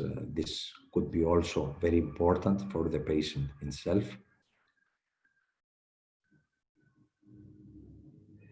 We should also use at the end the names of the individuals included during the examination, the mentorship of the physician that performed that supervised the examination, for examination performed by, etc., supervised by, etc., and discussed with colleague radiologist. This could be of interest for the patient itself and for the referring physician. The provision of reference footnotes in the report has not been addressed in radiology guidelines to date. However, sometimes such information may enhance the report by informing, for example, grading of CSA enlargement was based on A&M consensus group statement. This could be of interest.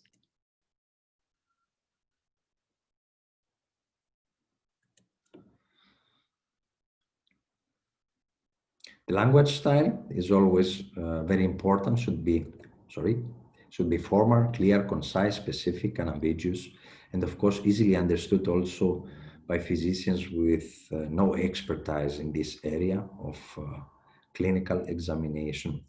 So usually involves terms like normal, unremarkable, no sonographic abnormality, or no abnormality detected. I always advise also colleagues to write, this is the style where in which I also write my own reports. For example, no significant ultrasound abnormality detected, and you can use the sensitivity and specificity of the examination, for example, temporal arteritis or carpal tunnel syndrome. Highly specific histological terms should be avoided. It's on the one hand a morphological evaluation, but it's not a bioptic information. The report sometimes should be written in a very clear, always should be written in a very clear and specific style. So sometimes we check about our own pitfalls by using several words that are not very correct or of interest for the referring physician. So our own mistakes, we try to write them down and try to improve our ultrasound reports over the time.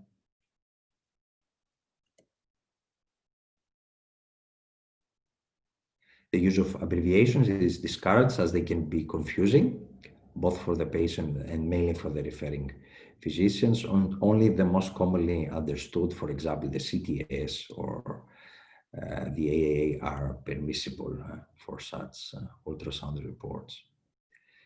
The reports needs to be carefully proofread before signing and giving it away to the patient to avoid errors in content, spelling, and grammar. They can range from minor embarrassments to misspelling or word substitution, but also to serious errors, for example, avascular when compared to avascular, or the wrong side. This could be very misleading for the patient. So formal reporting is an important professional skill for sonographers of several medical subspecialties. And many sonographers that are accredited already fulfill reporting roles and are recognized worldwide for such employment contracts. The reporting strategies and examples provided can serve as vignettes, and the sonographer can implement to enhance his own reporting style in every ultrasound examination. So it was a pretty complex thing to summarize, which is the philosophy of ultrasound reports. This could be some bullets used to orientate ourselves when writing. Of course, everybody should develop their own style. I would like to thank you. Thank you. Nice talk, very nice talk. And I totally agree with you that the report is actually a skill that you should acquire and just get used to write it. And yes, you have to create your own template for the report. So really nice and informative lecture. So I think we come to the end of our webinar, and we can stay. I think all the panelists can join us in this discussion for any questions in general on the lectures that we have just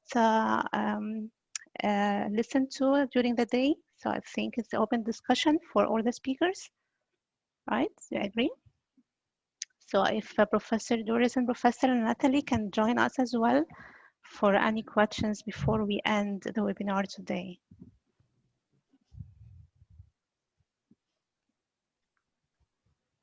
Thank you.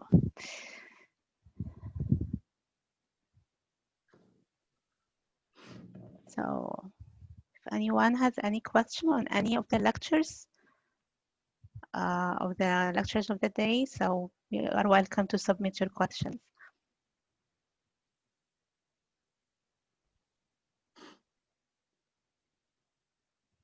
Okay, thanks a lot. Thanks a lot, speakers, for the wonderful webinar.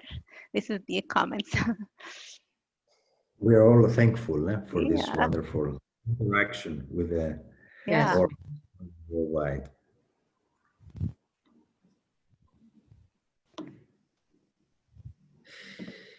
We have a question you have here. Mentioned, I see several members of the medical team who can perform ultrasound, who is authorized to write the report. That depends on the country. So as far as I know, UK has very well established sonographers that are not always medical doctors. They can be physiotherapists, they can be nurses, and of course, several medical subspecialties. Also the Dutch countries, Netherlands, Germany, have also physiotherapists that perform ultrasound. So it just depends on the country. But I always say at the end, if somebody is very specialized, well accredited, has a significant experience in this area, then it should be accepted as very good sonographer, trainer, etc. So it doesn't depend on the speciality or either on the fact if he is medical doctor or physiotherapist or a nurse.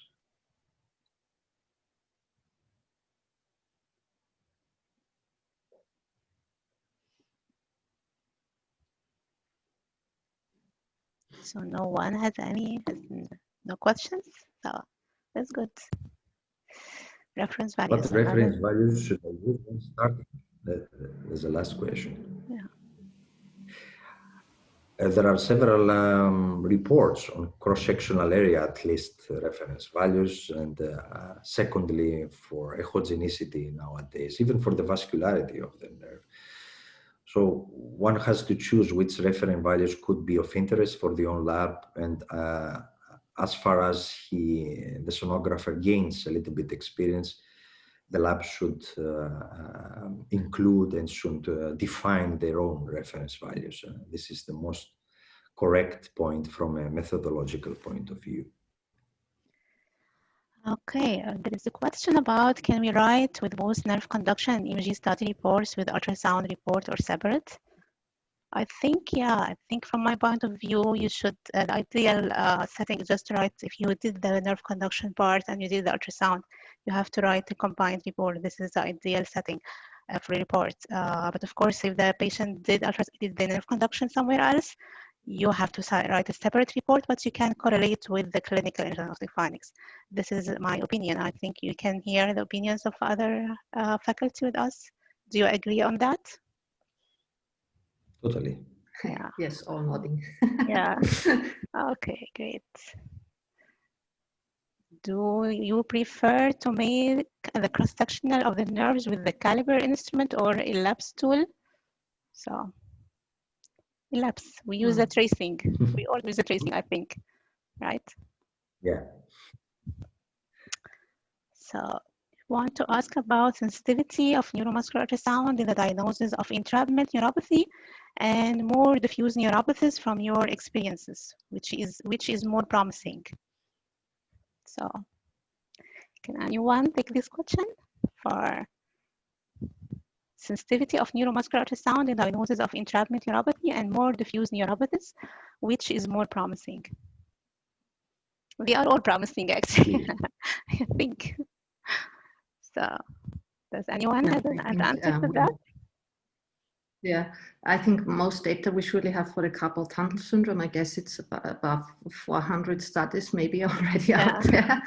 And from the latest reviews, I remember, I think we are already close to being equal to nerve conduction studies in sensitivity and specificity in diagnosing.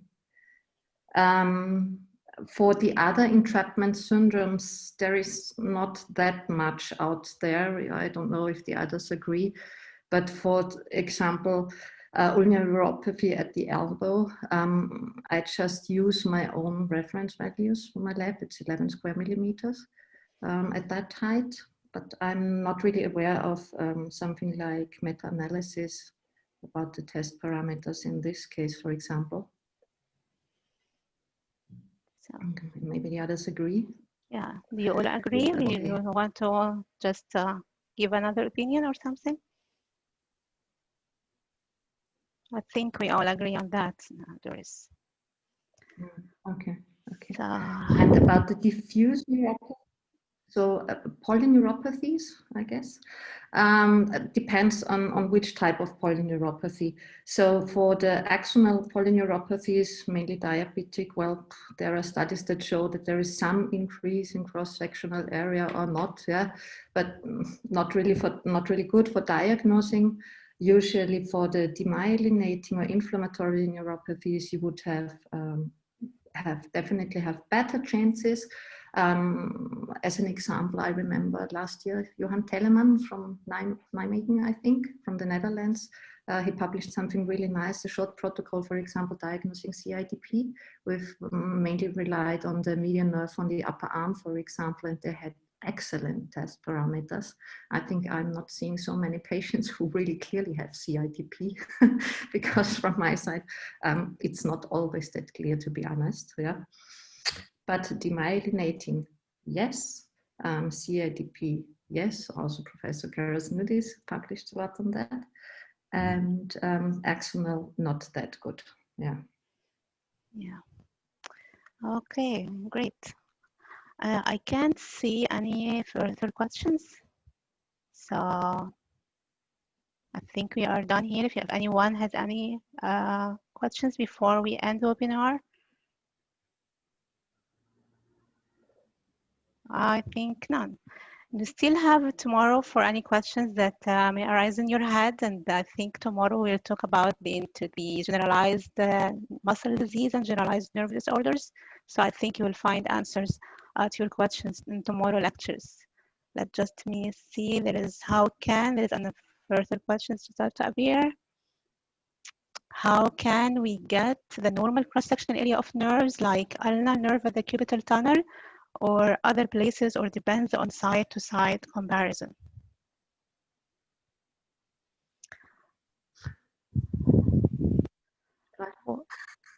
Okay, how can we get the normal cross-sectional area of nerves like ulnar nerve at the cubital tunnel or other places, or depends on side-to-side? Well, we do both. We measure the cross-sectional area. If you're looking for entrapment neuropathies in general, whether it's carpal tunnel or ulnar neuropathy, you have to scan proximal and distal to the entrapment, expected entrapment site for about 5 centimeter, or maybe even more proximal and distal, and just measure the cross-sectional area at multiple levels at the entrapment site and proximal and distal. You can depend on the, it's not advised, but you can depend always on the published reference values. Of course, it is not advised to do that. And you can determine in the cross-sectional area if it's more than 2 standard deviation, this is expected to be normal. But it's best to measure and compare with other areas, other levels, and we use usually the ratio between the side of the entrapment and other measurement of cross-sectional area at a healthy segment. And if it's more than 1.4 or something like that, it's totally considered abnormal. And of course, you can, if it is unilateral compression syndrome or entrapment, you have the side-to-side comparison to be sure that there is abnormality, especially if the values are borderline or something like that. So, do you agree on that? Okay. So I guess a question to Professor Antonius. About the circle. Yeah. So this is a very good question from Dr. Mustafa. Whether we can diagnose polyneuropathies to a much more earlier, at a much more earlier stage when compared to electrophysiology. I would say rather in the immune-mediated ones, perhaps yes, because we know there's a whole pathophysiological cascade leading to a nerve remodeling. That means either in acute or chronic cases, when we get a demyelinating lesion, we get a structural deformity, then we have collapse, for example, of the nerve conduction velocity. And the nerve has two ways to compensate this damage. The nerve has to use physics, either the usual way, the remyelination, which is not always easy, especially in very acute and very prominent immune-mediated disorders, such as the Guillain-Barré, or it has to use the second way, the nerve remodeling. That means adjusting the nerve diameter, the cross-sectional area, in order to reduce the resistance of the nerve membrane, to increase the flow in the axoplasma, and to a later point to increase the conduction velocity through this cascade. So concerning this nerve remodeling, especially in immune-mediated disorders, sometimes we see these structural changes. We see chronic hypertrophy of several fascicles, or we see a cross-sectional area enlargement of the nerve itself, and we see a completely normal conduction velocity, either motor conduction velocity or sensory. So I have the feeling from all these years dealing with immune-mediated disorders that perhaps ultrasound can give us much more information to a much more earlier stage, especially in immune-mediated neuropathies. Okay, I can't see any questions. So I guess we are done today. Thank you, dear faculty. Thank you, Professor Antonius, Professor Doris, and Professor Natalie for these amazing, great lectures and practical sessions. It was really a pleasure to see you all today. And thank you, attendees, for joining us and for staying with us. And we shall see you tomorrow. So have a lovely day, you all. Thank you. You too. You Thank you. too. Thank you You so much. too. Thank you. Thank you. See you tomorrow. Bye. Thank you all. Bye. Bye.